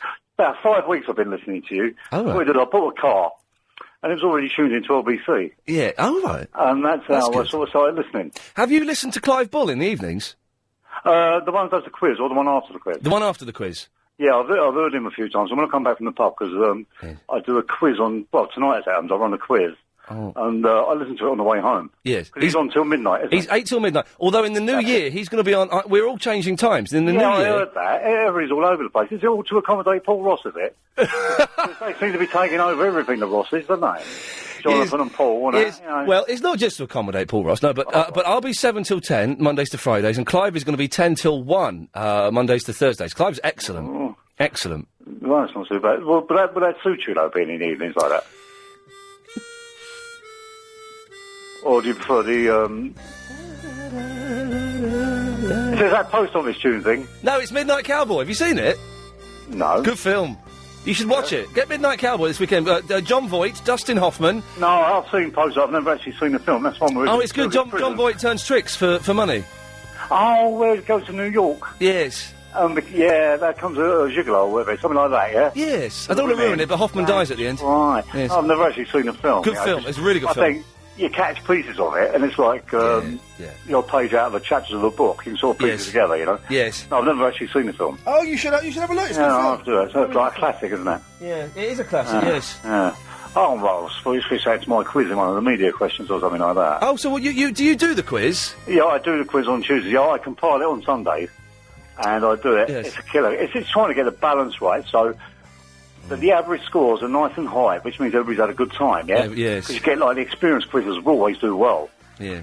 And it's trying to get... And last week was a killer, because when I was marking it, the marks were right down. Oh, God. And when I read the answers out, it's deathly silent, you know? Yeah, no. There's no, like, little cheers and things, you know? Oh, God, it's... Give us a question. Give us a question from your quiz.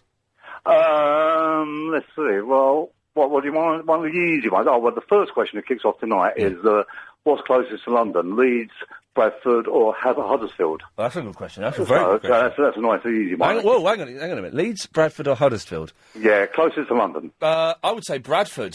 I'm going to have to change this question because anybody's listening in. Is it right? Is that the right answer? What did you say? Bradford. No, it's Huddersfield. Oh, Struth. Yeah. Go on, next one. Next one is, which American state was the first to discover oil? All right, well, now, you'd expect... Carolyn, do you want to play this? You'd expect us to say Texas, but it's not Texas, is it? Everybody's going to fall into that. It's not Texas. What do you reckon it is, Carolyn? Oh, thinking, Denver? Now, Denver's not a state. Oh, well, I don't know. The first state to discover Texas, I'm going to say... Oh, no. California. No, it's not bad. No, it's Pennsylvania. Pennsylvania. Yeah, Pennsylvania. Go on, next one. So, because I don't mean free batch, that's geography. Well, I'll tell you, give me the music one, right? Yeah. Who first said, a wop, bop, a loo, mop, a lop, bomb, boom? Little Richard. That's it. See? Yes. That's not bad. No, I've got to go right through different categories. Yeah. Sounds like a lot of fun. Yeah, sport. Give one to Carolyn. Go on, give Carolyn one. No. Go on. Okay, I'll give you a sport one. Which Grand National winner of the 1980s shares a name with a mountain? Oh, that's a horse's name, yeah? Yeah. Don't do horses. Don't you do horses? No. Ben Nevis. That's it, you got it. Is it Ben Nevis? Ben Nevis. Oh, blinding! Right. Go on, give one more. Go on.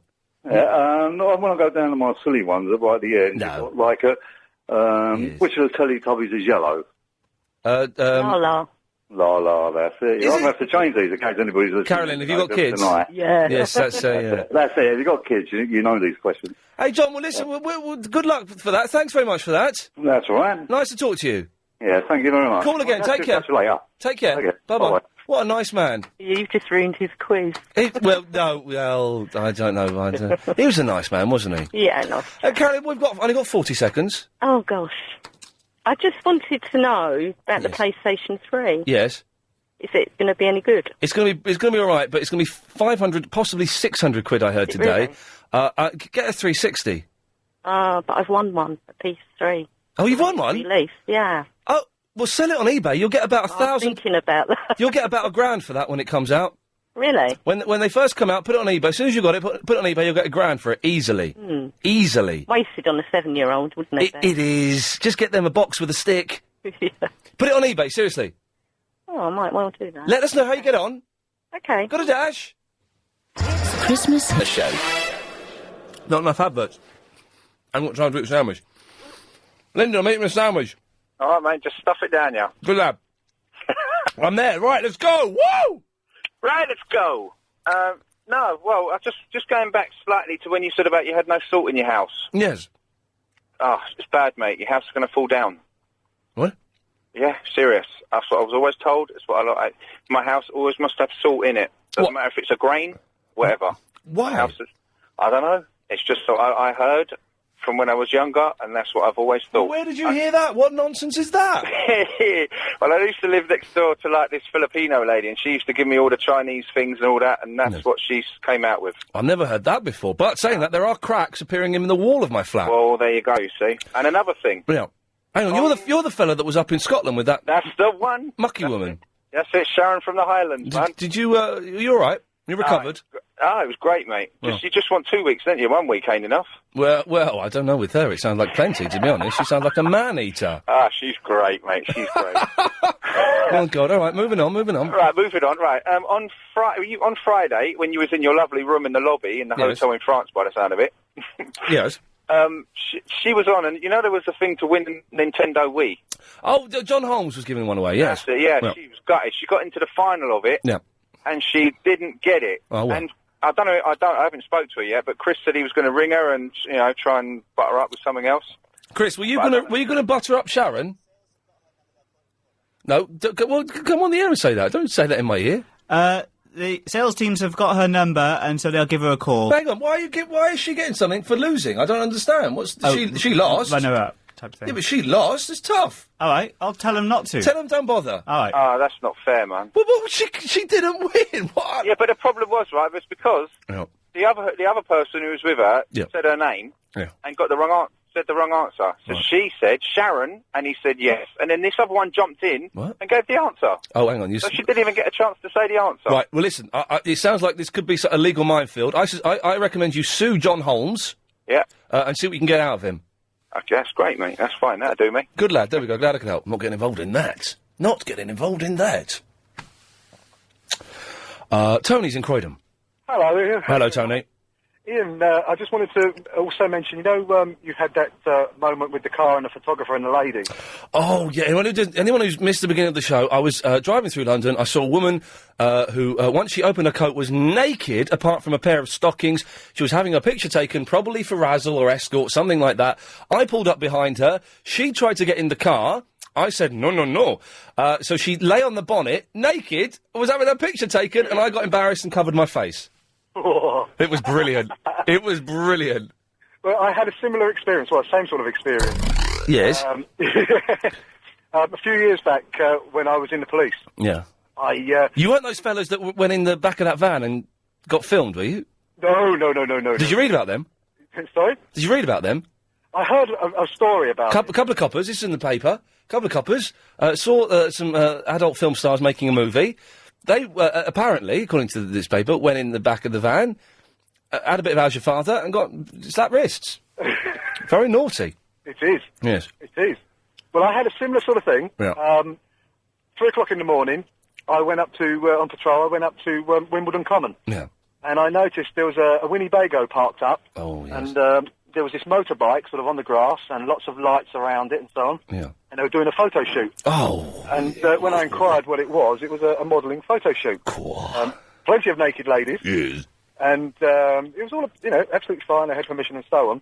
And it was an independent photographer. And then he came up with the great idea that it would be good if I put my police car in the photo. No. With me giving her a ticket. So I came to an agreement with them that, okay, we'll block out the number plates on it and the photographs will only have to be of my back so you can see the police on my jacket and that's it. You can't do that. I know, but I did. Took my epaulets off, put the car in, blocked up the number plates, and there I was writing her a ticket. And then the next pictures were of me throwing the ticket away because she was now revealing herself. Which was quite funny. And a friend of mine's actually got some copies of the pictures. Did you get in trouble for it? No, I didn't, because obviously didn't see my face, didn't see my shoulder numbers, and you couldn't see the registration on the car. Did you get any, out of it? No, nothing at all. Nothing. Yeah. It was just great, really, to do it, and be able to have a story to tell as well. I'm so worried that someone sees my face in these pictures. Or the car, or, oh, God, oh, God, what have I done? It's going to happen. Someone's going to say, oh, you're that guy from that magazine. They're going to forget everything else you've ever done. If it's someone who recognised me, I think it's because they remember me from the 11 o'clock show. It's not. It's because they've seen photographs of me in a mucky magazine. Exactly. They'll ask who your girlfriend is. They'll say, who's that, your girlfriend or something? Oh, God. Tony, listen, thank you very much for that. Ian, there's two quick things, if I may. Yeah, go on. Thing. The dustbin thing. Yes. I think they are quite strong. I got rid of a whole bathroom suite when I remodelled. In the back of a bin, what do they call it, a dust van, dust cart? Yeah, I gave them 30 quid, they took the cast iron bath, the toilet, the sink, the water tank heater, everything. They just squashed it all up. They even took the walls that I knocked down. Blimey. Wheeled it all out in wheelbarrows, they put it in the back. Really? Because was this a long time ago, when they were a bit more friendlier? No, they still do things like that now down my road. Wow, okay. Anybody's doing work on their house, they just speak to the people and they come along and they just cart it all off. Wow. Wheelbarrows, they load it off for you. I was unaware of that. I shall investigate that further. That sounds like a good deal. And before I go, Ian... Yes? Could you possibly, for my naughtiness in those photographs, can you do your judge thing and sentence me to 5 years? What is this judge thing? I don't know what this judge thing is. Oh, come on. I've sentenced you to 5 years hard labour. It isn't me that does that, but I'll do it. You did do it. I sentence you to 5 years hard labour. Right, I don't know what that is. That's obviously someone else. That's like Eddie Nestor or someone on BBC London is doing that, and someone thinks it's me. I'll steal it. It seems to be a winner. Lars. Hello. Yeah, I got a recipe for your sore throat. Oh, okay, yes. It's really hot coffee. Yes. A bit of whiskey, as much as you can stomach. Right. Okay, there's two things I don't drink. Yes. I don't drink caffeine. I don't drink alcohol. Well, then you're. I'm stuffed. You're out of a calculation. Okay, carry on with the recipe for those boozy caffeine fiends out there. Coffee, black coffee. Yes. Whiskey. Yes. A couple of spoons of sugar or honey. Yes. And a big dollop of butter. Butter?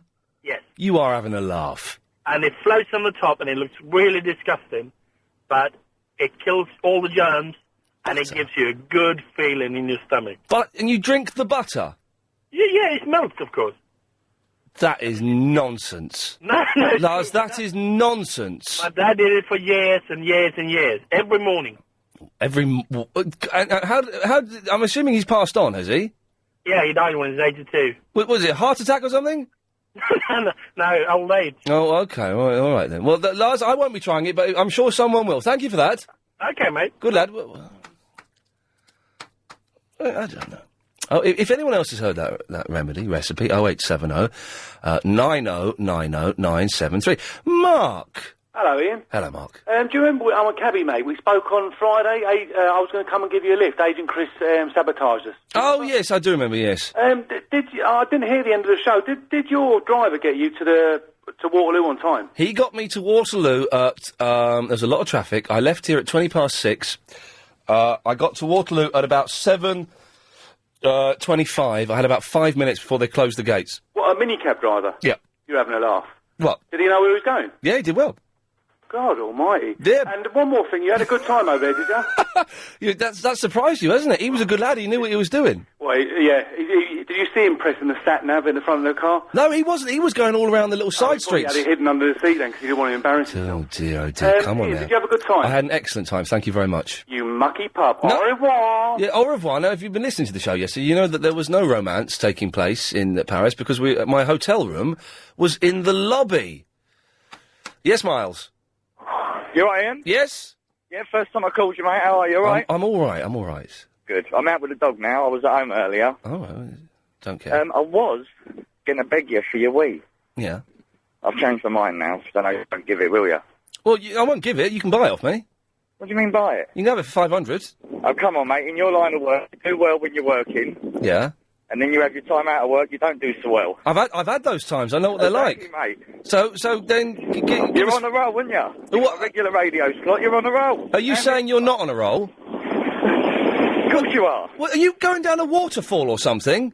No, that's traffic, mate. 500... Tell you what, 450 and I'll sign it and it's yours.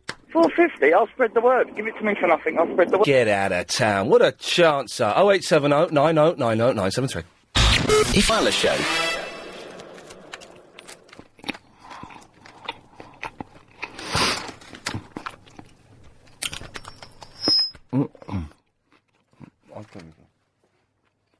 I'm going to turn my headphones down.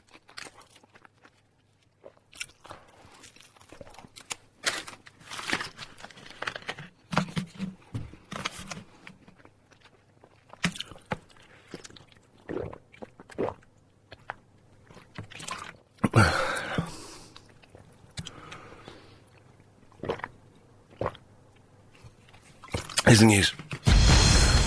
I've got some guy that wants me to vote for, Page 3 model, Katie Murray. I voted for her, the very least I can do. So, okay, you know what's going on. Julie! Yes.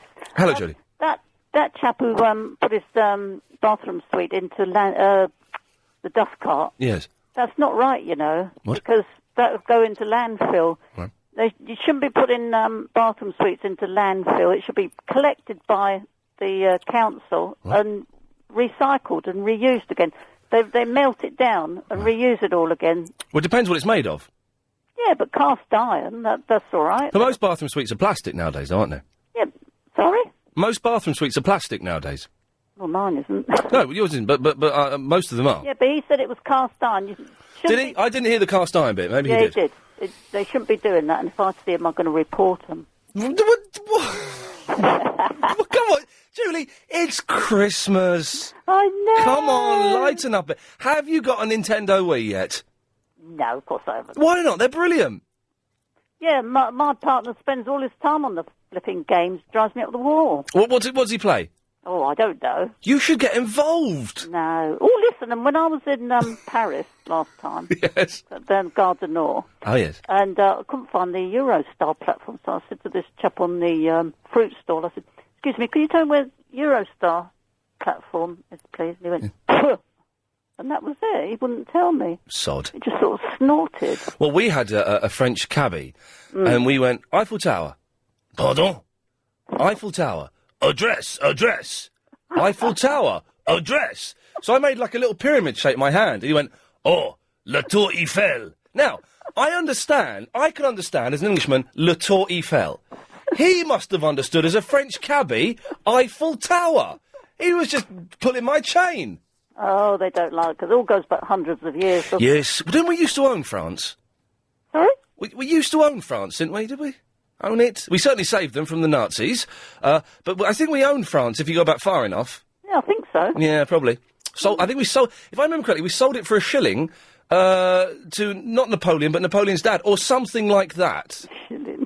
Or not a shilling, probably a groat or something. Well, it's worth £1 now, isn't it? Yeah. Anyway, there you go. No cast iron baths in dust carts, please. I will start a petition. Okay. Thank you, Julie. What a nice lady. 0870 90 90 973 is the number if you want to take part. Roger. Yes, Ian. Your last caller was a classic. She was good, wasn't she? Yeah, she was a blinder, mate. I like that. Yeah, she was a classic. she would, if she saw them doing it, she would report them. She would, even though she's Yeah. not seen them doing it, I suspect she still might report someone. Yeah, I was a bus driver for 20 years. Really? And we had the most fantastic time, a brilliant job. Why was it brilliant? People would imagine it's a horrible job.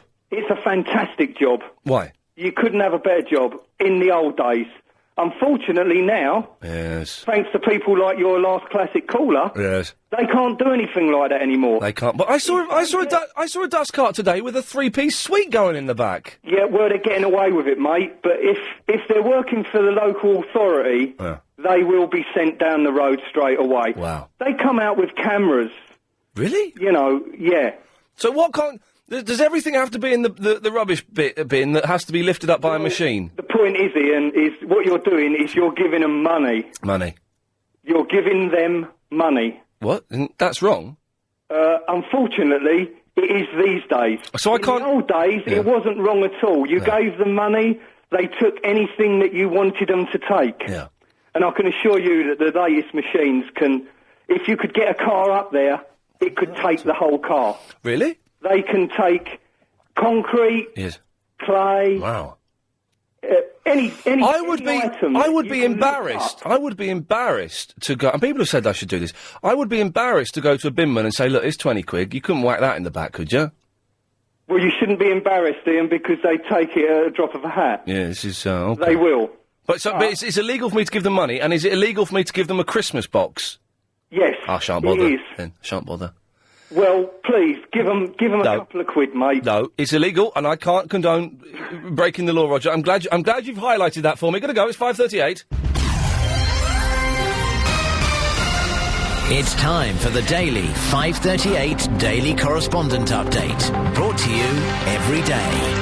Daily. Hi, I'm Annabelle from the Woodford, the Super Cousin Kids Uber Veteran Correspondent, and here is my update. Yes.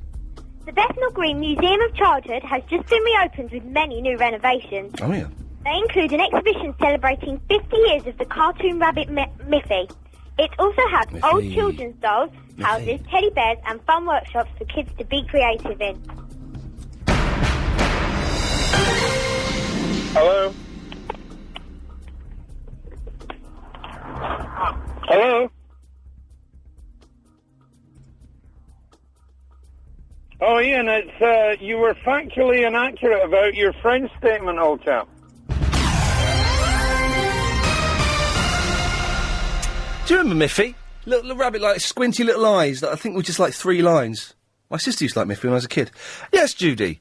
Hello. Do you remember Miffy? Yes, I do. It's good as a little rabbit. It's sweet. My children used to love Miffy. Well, I think my sister did, but maybe it was one of those things that was around when we were growing up.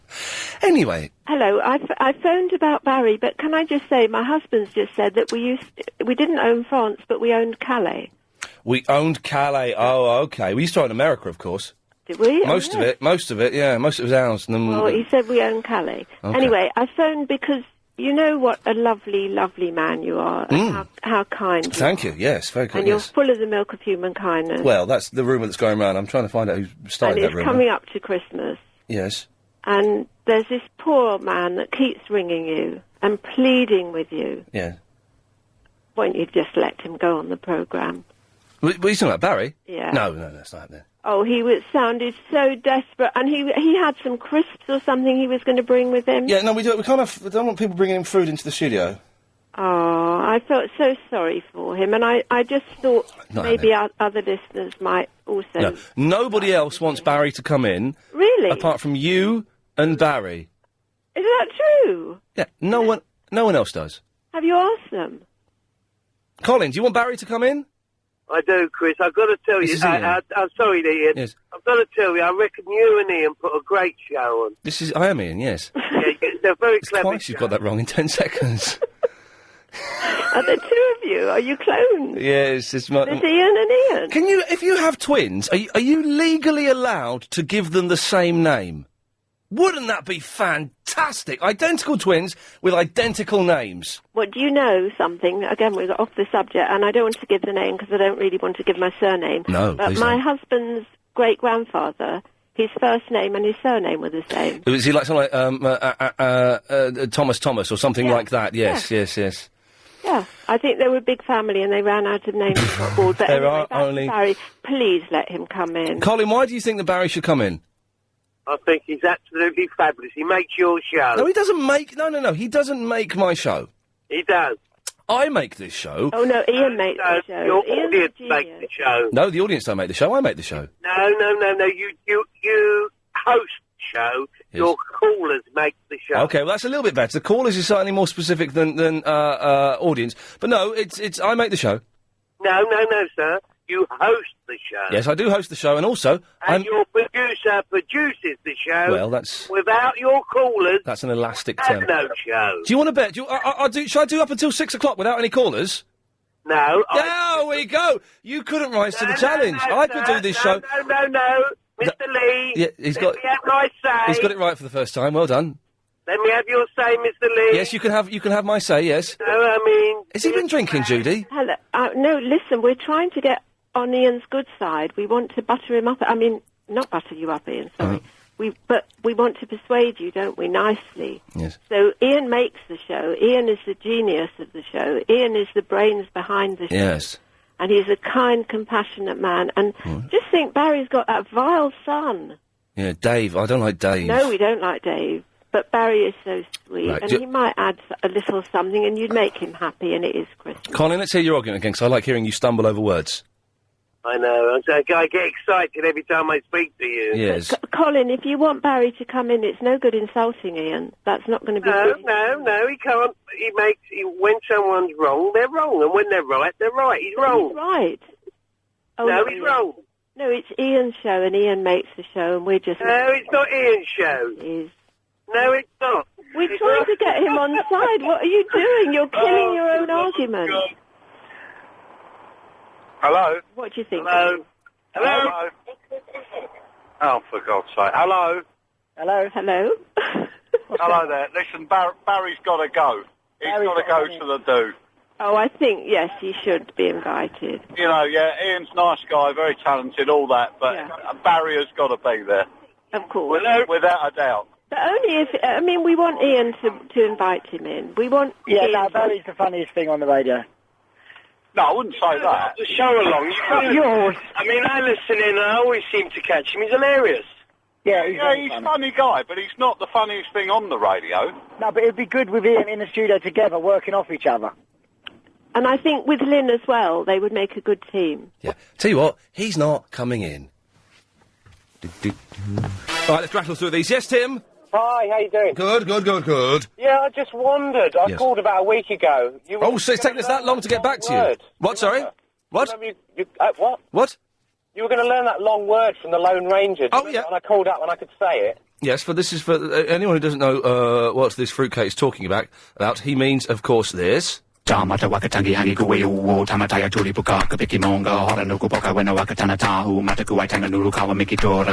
was hoping everyone had forgotten about that. Was that you then? No, that was the good.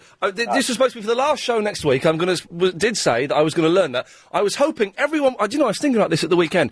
I was hoping everyone would have forgotten about it, but you've reminded them, so I will actually have to do it. Well, do you want me to email you the syllables? Yeah, go on. Would that help? Yeah, that would help. Okay. Right. Thanks, then. Bye. Thanks, sir. Thanks. Really dropped me in it there. I was hoping everyone had forgotten about it. Why couldn't I have learnt this? Oh, never mind. Daniel. Hello, Ian. Hello, Daniel. Hello there. I'm a first-time caller. I've never rung before. I've listened to you for a while there. Oh, OK. Well, you've decided to call in. Why is that? It's just you got me interested when you were talking about the dust carts. Yes. It's only you were saying you'd feel embarrassed to give them 20 quid. I'd feel odd going up to saying, look, I got this. Could you get rid of it? It's 20 quid for you.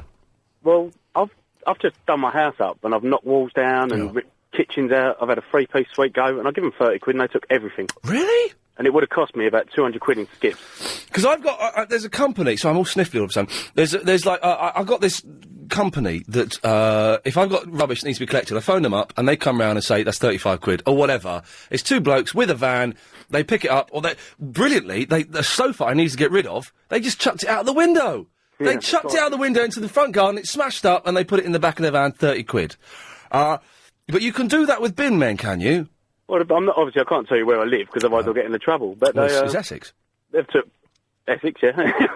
They've took concrete slabs, They've took a whole wall that I knocked down, all the rubble, the lot. Well, the thing is, I always get, I don't know what this is, but I always feel awkward, asking blokes to do things for me, you know, it just seems service industries Don't ask, you don't get, do you? Yeah, that's true.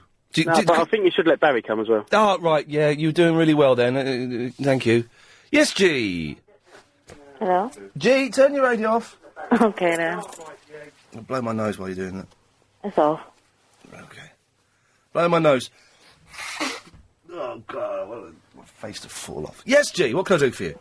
Hiya, is this Ian? Yes, you're on the radio, isn't it? Hiya, I wanted to know what it is about your show that my boyfriend just loves so much that he rather listen to your show than talk to me. Yeah, that's good.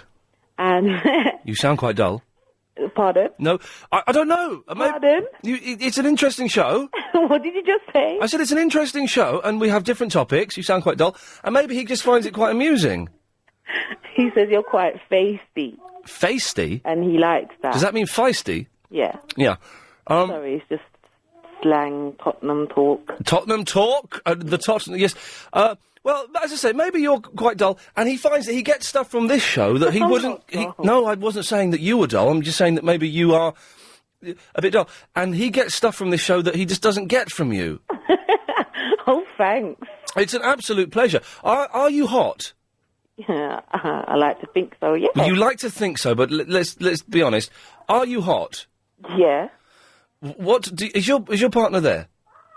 No, he's listening to you right now. Oh, he's listening right now. Well, he ain't got no time for me when he's got time for you. Good. Do you how can I say this? Do you make an effort for him? Yeah. Do you make an effort during this show? I.e., do you dress up? Did you hear me telling the story about the woman earlier on who was having her photo taken near my car? Yeah, you said she wasn't wearing nothing. Wasn't wearing nothing. Do you walk around the house in stockings and high heels and a coat and pay attention to him? Could work. It could work, G. It could work. It could get him switching off LBC 97.3 for 4 or 5 minutes. I do things for him. Oh.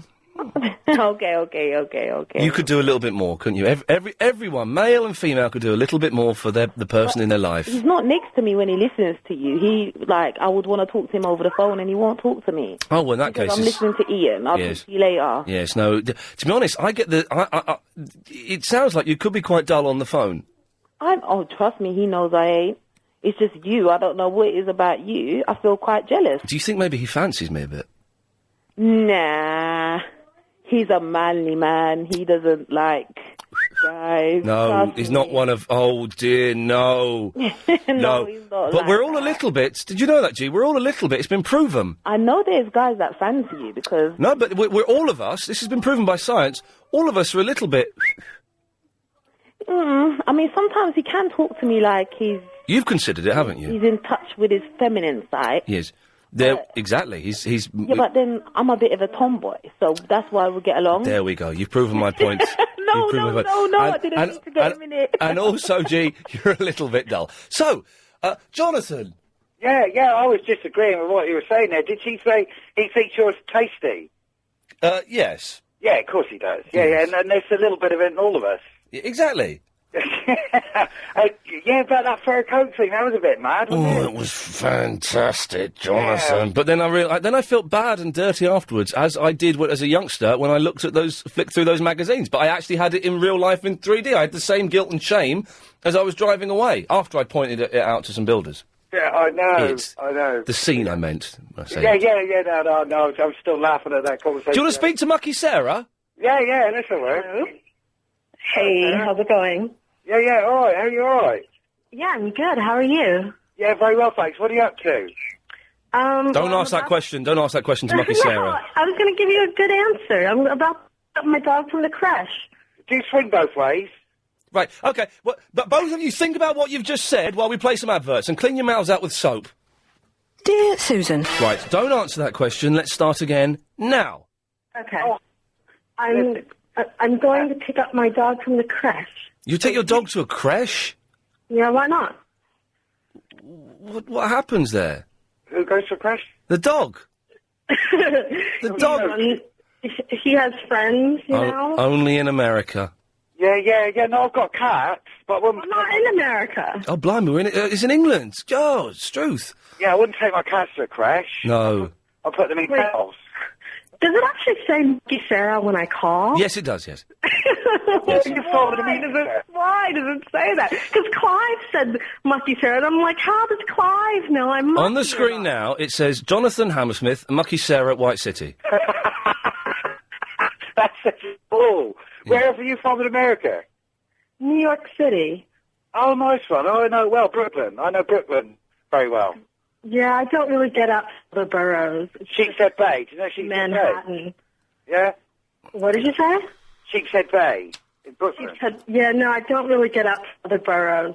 Joe is here as well, if you want to talk to Joe. Hello, Joe. Yeah, hello. Hey. Hello, Joe. What are you up to? Going? Yeah, it's Joe speaking. Hello? Hello? Oh, Joe, I don't know why I expected that to be a girl. Hello, Joe. No, Joseph. You sound lovely. How old are you? I'm 46 years of age.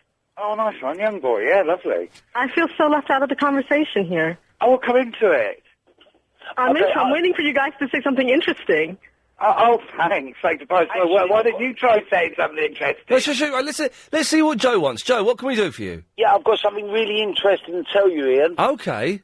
Earlier on, about 3:15, I was going through the Rotherhithe Tunnel, listening to the programme. Oh, yeah. And strangely enough, yes, your station kept going. It never cut out at all. Oh, right. And usually it cuts out, say, 100 yards into the tunnel. It does, I know, yes, I've heard that, Well, yes. And this, I'm not making that, I'm not a lying person, No, Ian. no. Now, what I'm doing now, I'm about, I would say, 3 or 4 minutes away from the Blackwall Tunnel. Right. And wouldn't it be strange if I got the signal all the way through the tunnel? It would be very strange. Won't work. Well, I don't know. He did it in the Rotherhithe Tunnel all the way through. I couldn't believe it. The radio was on all the way something through. now, yes. That's completely fascinating. Right. Well, it is really, because when you think I was well They can talk over it. I was underneath the Thames, I suppose, what? If you missed the show, it sounded like this. Hey!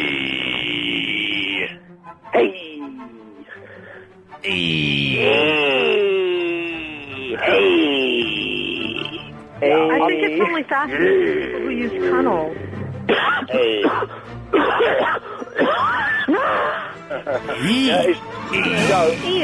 Ian, I'd like to speak with someone interesting. I've got the best bonds for you. Go on. Yeah, you're so interesting. You're not interesting. You're boring me to tears. Hello? Tears, literally. Hello? Really? Are you crying? I might. Hello? Yeah, tears of joy. Tears of blood. I've just seen a sheep. Helen, we had Nick Ferrari on the show. Did you hear that? Standing in just my thong and flip-flops, about to be pushed into the water of Trafalgar Square. Probably not, but you know, I'll come through it thinking just of you. Get up with Nick Ferrari at breakfast. You who won't let me come. Hello? No, don't say that. It's not me. I'm telling you. You ask me and leave. You ask me. I don't know. You say and leave the one who has to ask you to come or not, not me. I sentenced you to 5 years hard labour. You guys to talk about something Yeah, well, why don't you take the lead? Why don't you say something interesting? Okay, what's interesting? I have a waterbed. I have a waterbed. Would you like me to join you on it? I'm sorry? Hello? We could bounce up and down. You can't bounce up or down on it so much. It depends what strength of waterbed you have or how wavy the bed is. That was beautiful. Yes, line 2.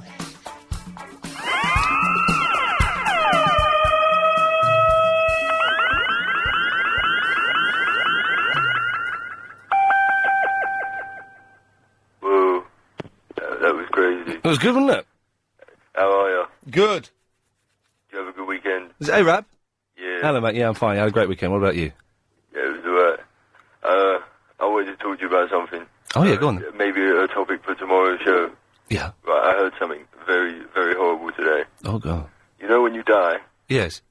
Is it true you poo yourself?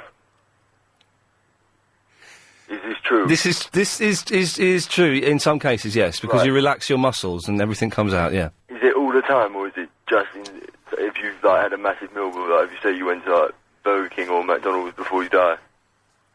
because what my problem with that is, yeah, like in the films, yeah, like when I die, I want it to be on my deathbed, like with all my family and that, and I wanted to say something really profound than that. Like what? How is that? Like I don't know, like remember all the work I done and move on and carry on my legacy. Yes. Now, if I do that and I pull myself after, what are they going to think of me?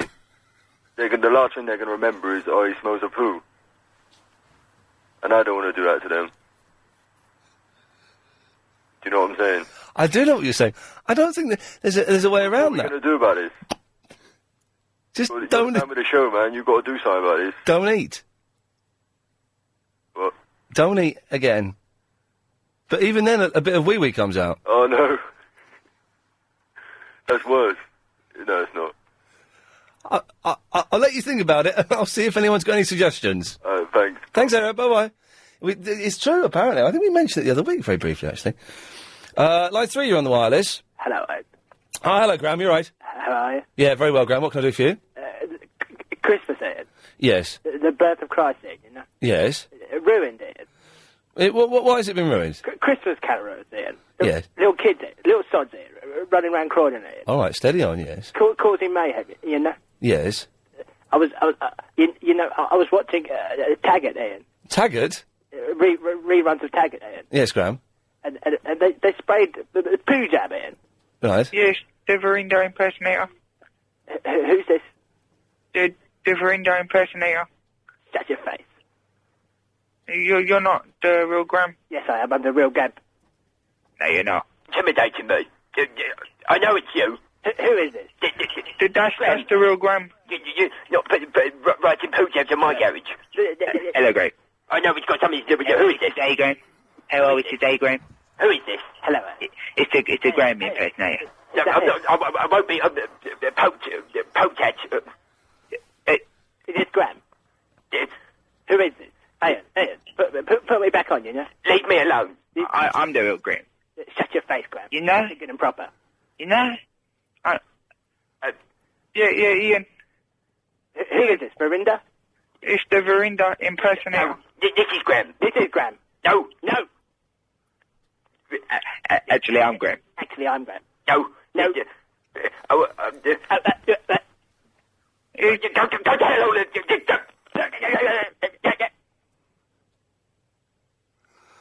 Graham, I've cut off the fake Graham. Are you there? Is that Ian? Yeah, is that Graham? Yeah, I'm here as well.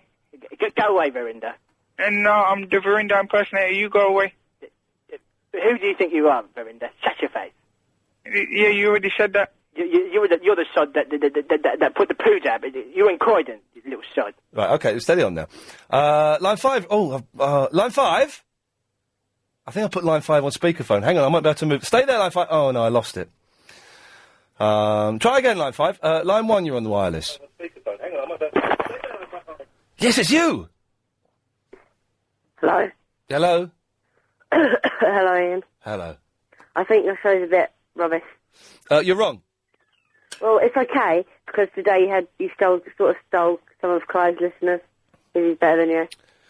Connor, what's your problem? If you think it's rubbish, if you think it's rubbish... You have, like, a proper subject, do you? No, we don't, and that's what makes it so good. I know, but you do it every day and that... Yeah, well, if you... why do you listen, then, Connor? I don't listen. Well, then how do you know we do it every day? So I only listened to it for a bit while I was making some pizza today. Right, you're an idiot, aren't you, Connor? No. Yes. Line 7, you're on the wireless. Hello. Hello, you're on the air. Hi, I want to speak to Ian. Yeah, guess what? You are. Pardon? Yeah, you are. I am. Okay. God, Hi, this Ian. is dull. I was... Please don't do that. Oh, it's that woman! No. Oh, I didn't realise. And I didn't know it was you, and I thought it was dull. Doesn't that tell you something? Oh, please don't say that. I've just got a quick message. You cut me off earlier. Can I just leave a quick message? Yeah, sure. To my partner, Bobby. Yes. The plumber. Yes. I'm popping out to sleep. Did she finish? I wasn't listening. To my partner. Line 5? Yeah, hi. Yes, you're on the air. Oh, right, great, Ian.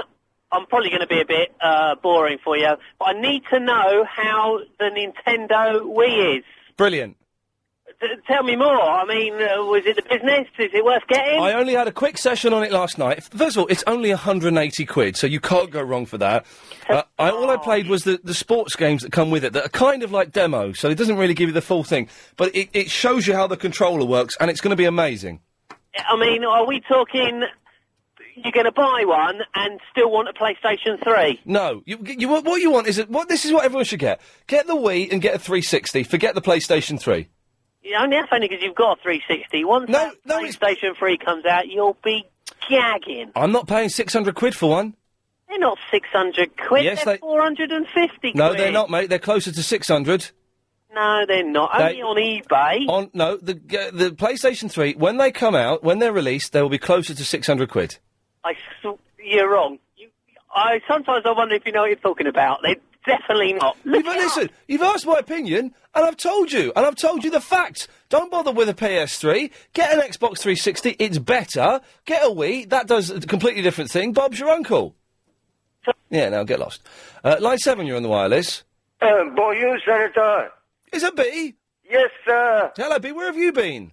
Well, I've been all over the place, man. I've been... You know what I was going to say to you? Have you changed your MySpace page to look like mine? I don't know about space, man. I'm in the space most of the time anyway. Yes, okay. Yeah. I'm in Cloud 9 most of the time. But what I'm trying to say to you, I just got a file on Arab, right? Arab and Graham are the same people. What? How can that be the case? They sound different and they call from different phone numbers. But I'm guaranteed I'm never wrong. You know there are a lot of people who think that you're really Verinda. Nah. Oh, yes. I ain't got nothing against Verinda, but I just like a good fight, you know? A good what? A good fight? Because I love a challenge, you know? Yes, and you'd like to fight Verinda? Because Verinda hasn't called in for a while, and you haven't called in for a while. That's strange, isn't it? This time I will call in the on the Sunday, when you have Triple M, and I'll have a go at Verinda. Okay, well, Verinda hasn't called in for a while. Tell him to call, because... I'm telling him now. B, why don't you call in as Verinda? What's his name, Verinda? Yes. Yeah? Yes. Okay, Chris has just come back. Really odd. We've had 3 grams on at once, and that fruitcake's back. The changeover date for the afternoon wireless show. So we have no more grams and no more fruitcakes. Line 6, you're on the wireless. Hey, little hen, when will you lay me an egg for my tea? Hey, little hen, when will you lay me an egg for my tea? Hello. Hello. I've got a bit of a cold. I'm just looking you up on YouTube. Are you? Oh, okay. I was thinking something about YouTube, actually. Yeah. And for your new show. Yes. But what you could do is, you know how you're really into, like, MySpace and YouTube and your own forum. Why don't you create, like, a combination of all 3? Right. And then people can call up and maybe video themselves with a spare mobile phone video thing. Yes. And then it will all be on, like, one place. They can put it on this sort of Iain Lee community thing. It's nice hair. You like my hair? Yes, we like the hair. Thank you. I wouldn't have a clue how to do that. Yeah, well, you'd have to get someone else to do it. It sounds like it involves money as well. It sounds like a good idea. I'm not saying it's not a good idea. But there's going to be sort of geeky fans, you know, who've got nothing else to do all day, who will probably do it for free. Are you filming yourself now? Yeah. Is this going to be on YouTube? It depends. I'll have a look at it later, and yeah, maybe. Wow. Do you think it's a bit silly? No, I think it's a funny thing to do. I heard Clive mention it last night as well, actually. Oh, did he? Oh, Yeah. I wasn't listening. Yeah, no, Clive mentioned it last night. No, I think it's a funny thing to do. And there is, you know, because the thing is, I've got a video camera, and I think there's something that we can do here with possibly putting clips on the LBC website as well. Yeah, that would be good. Why don't you video yourself now? Well, because I haven't got the camera with me, it's not here. Oh, okay. But we do... Chris, do we have the facility? Do you know about this, to put video clips up on the LBC website? Can we do it? No. Are you sure? Because I thought we would be... I would have thought... You sound very keen. No, I would have thought we've been able to do it. I don't know how to. Have you not looked into it at all? No. It's too complicated. Could you have a word with your boss, Gary Brown, and find out... I think he said it was too complicated. If I can do it, then Chris can do it. I would have thought so. Chris, leave it to me. I'll have a look into it, Chris, see if I can sort it out. That's fine, I'll speak to him. Odd. Well, we'll look into it. Yeah, I think it'd be a good idea. See if you can get someone geeky to do it for you. Okay, well, but there are one or two people who work here who definitely fit that description, so we'll have a word with them, maybe in the new year. But yes, if anyone can help, then do. Thanks, lad. Okay, bye. Bye-bye. I think it's a good idea. It's worth looking. Line 10, you're on the wireless. Matron. Meow. Okay. Whatever floats your boat, gave me time enough to belch, so that's always good for me. Line 10, you're on the wireless. Yes, bro. Yes, bro. Yes. He pulled over for that. Line 3, you're on the wireless. Yeah, hello, it's me again, Ian. Did it work through the Blackwall Tunnel? Yeah, it just cut straight off about 100 yards into it. Blimey. Now, the reason why I was telling you that earlier on, Ian, because normally when people approach the Rod Ride, they just turn the radio off and put a CD or a tape on. Idiots. So this could, earn LBC lots more listeners, because they could just leave the radio on now. Good idea. We will pass it on to Mr. Lloyd and see what he does about it. Yes, line 8. I fancy Prince Louis of Luxembourg, but not as much as Hunky Harry. We missed the end of that. Yes, line 3. Mr. Ian. Yes. How you doing? I'm good. Did you ever watch Invasion? Yeah, I watched the whole series and then found out they weren't going to make a second series. Exactly. What about Surface? Did you used to watch that? No, I didn't watch that. That was brilliant. If you like Lost, you'll love it. Okay. But can you tell me what's happening with Invasion? Can you not, get some club together and we can, petition for it? There was a big petition on the internet and I signed it and it's got something like 50,000 signatures to it, or it did a month or so ago. But no, it's, no one watched it in the States. And it wasn't that good. It looked good, but it was very, very slow. But then the last 3 episodes were brilliant. I know, yeah. But it's never coming back. Oh, well, mate. Sorry about that. 3, you're on the wireless. Hello, Ian. Ken Livingstone here. Hello, Ken. Ian, I've heard reports, I hope they're unfounded, but I've heard reports you've been running around my city with a porno model, Ian. Well, no, I wasn't exactly running around with her, but I did see one, yes. Well, Ian, did you pay the congestion charge? I did pay the congestion charge, yes, so I got my £8 worth. Thank you, Ken. Did you pay her for anything? I mean, the congestion charge? No, she wasn't congested. Because I'm going, as you know, I go and check all my cameras personally to make sure no one slipped through my net. Well, I'm going to be looking for your bashed-up little Renault tonight. Yes, it's a Peugeot, Ken, but thank you. Line 1, you're on the wireless. Hello. Hello. Hello, is that Ian? Yes. Hello, mate. Yeah, I just want to see how your arm is after playing the Wii over the weekend. Last night. Oh, it's all right. I only had played it for an hour, but I can imagine that I had to stand up for a couple of the games. Oh man, it's I managed to sort of strike my brother in the face playing it, Zelda. This is the thing. There are going to be a lot of injuries, and you get a little strap that you strap the controller to your arm. They're useless. Those straps break. There's pictures on the internet of them breaking. It's going to disintegrate. I mean, they've already said there's people been throwing the controller through the TV and stuff like that. Yeah, I've seen pictures of that. It happens. Yeah, about that guy who phoned up earlier about the saying that the PlayStation 3 is going to be $450. Yeah. The cheaper one will be $450, then the more expensive one, the 60-gig version, is going to be $600. Yeah, it's too expensive for a games console, man. No one's going to want to pay for it. No, I mean, it's got the Blu-ray disc drive on it, but I mean, most of the Blu-ray disc players are actually £1,000 at the moment. Yeah. And they're saying, it's a cheap version, but I thought I'd add my 2 cents to that anyway. No, Blu-ray's not going to take off. No one's going to be interested in Blu-ray. Well, they're saying 5 out of the 8 studios are doing Blu-ray, and 3 out of the 8 are doing high-definition DVD. It's the new Betamax. Seriously, man, it's the new Betamax. Well, if you look at Sony's record, mini-disc, UMD, everything's failed so far, so yeah. There we go. Hey, listen, man, thank you very much for that. Good luck with your Wii. Enjoy it. Line 2, you're on the wireless. Hello, this is Anastasia here. Can I look underneath your breasts? No, I don't think that would be appropriate at all. Line 7, you're on the wireless. Hello? Hello, Ian. Yes. Hello, this is Glenn. Okay, yes, no more. Line 10, you're on the wireless. Oh, Ian, I've been laughing to myself ever since, was it Arab or Arab, yes, and he's talking about when you die, you poo yourself. Oh, the death poo. I have been laughing. The death poo. I tell you what, you mention all those great death scenes at the movies, the death of Nelson. Yes. go and fight the OK Corral, and someone's all gathered round the bed, and someone says, "Has he gone?" And you go, Yes, he has now, yes. I have got their second album somewhere, Deathville, I think.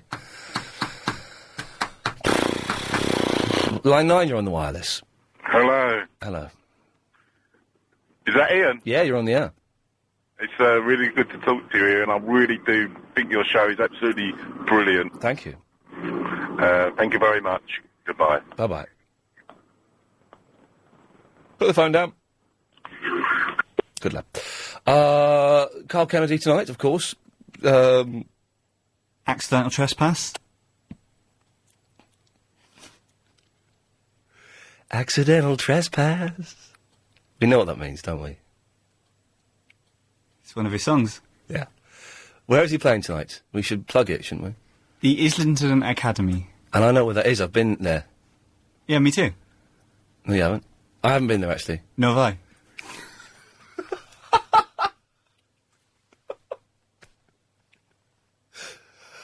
It's quite some way away. We've got to go up the Holloway Road to get there. I know. We're not going to go your way, because your way last time was the rubbish way. All right, I'll follow you. Well, I don't know how to get there. I know where it is, but I don't know how to avoid the best way to avoid the traffic. Then we're stuffed. Yeah. Let's line 6. I know where it is. Hi. Did you say, Chris, did you say, Ian, that the mobile phones do not work in the Blackwall Tunnel? No, did not say that. Because I thought I got the back end of a wrong information. My phone does actually work in the Blackwall Tunnel for some unknown reason, on O2. But we didn't say they don't.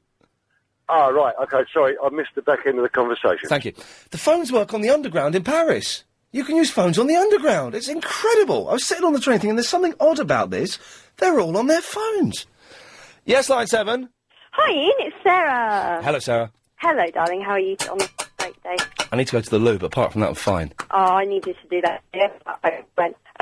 Ian. Yes. Your phone's breaking up, Sarah, sorry. Line 3, you're on the wireless. Ian, Yes. I have been... I'm sorry, I've got a mouthful. I've been... Of sausage?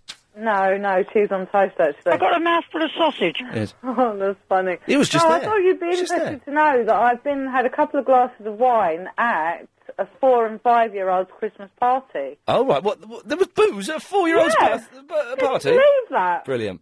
And they were selling it, were they? Well, they were doing whatever they were doing with it. You're slurring your words. I know.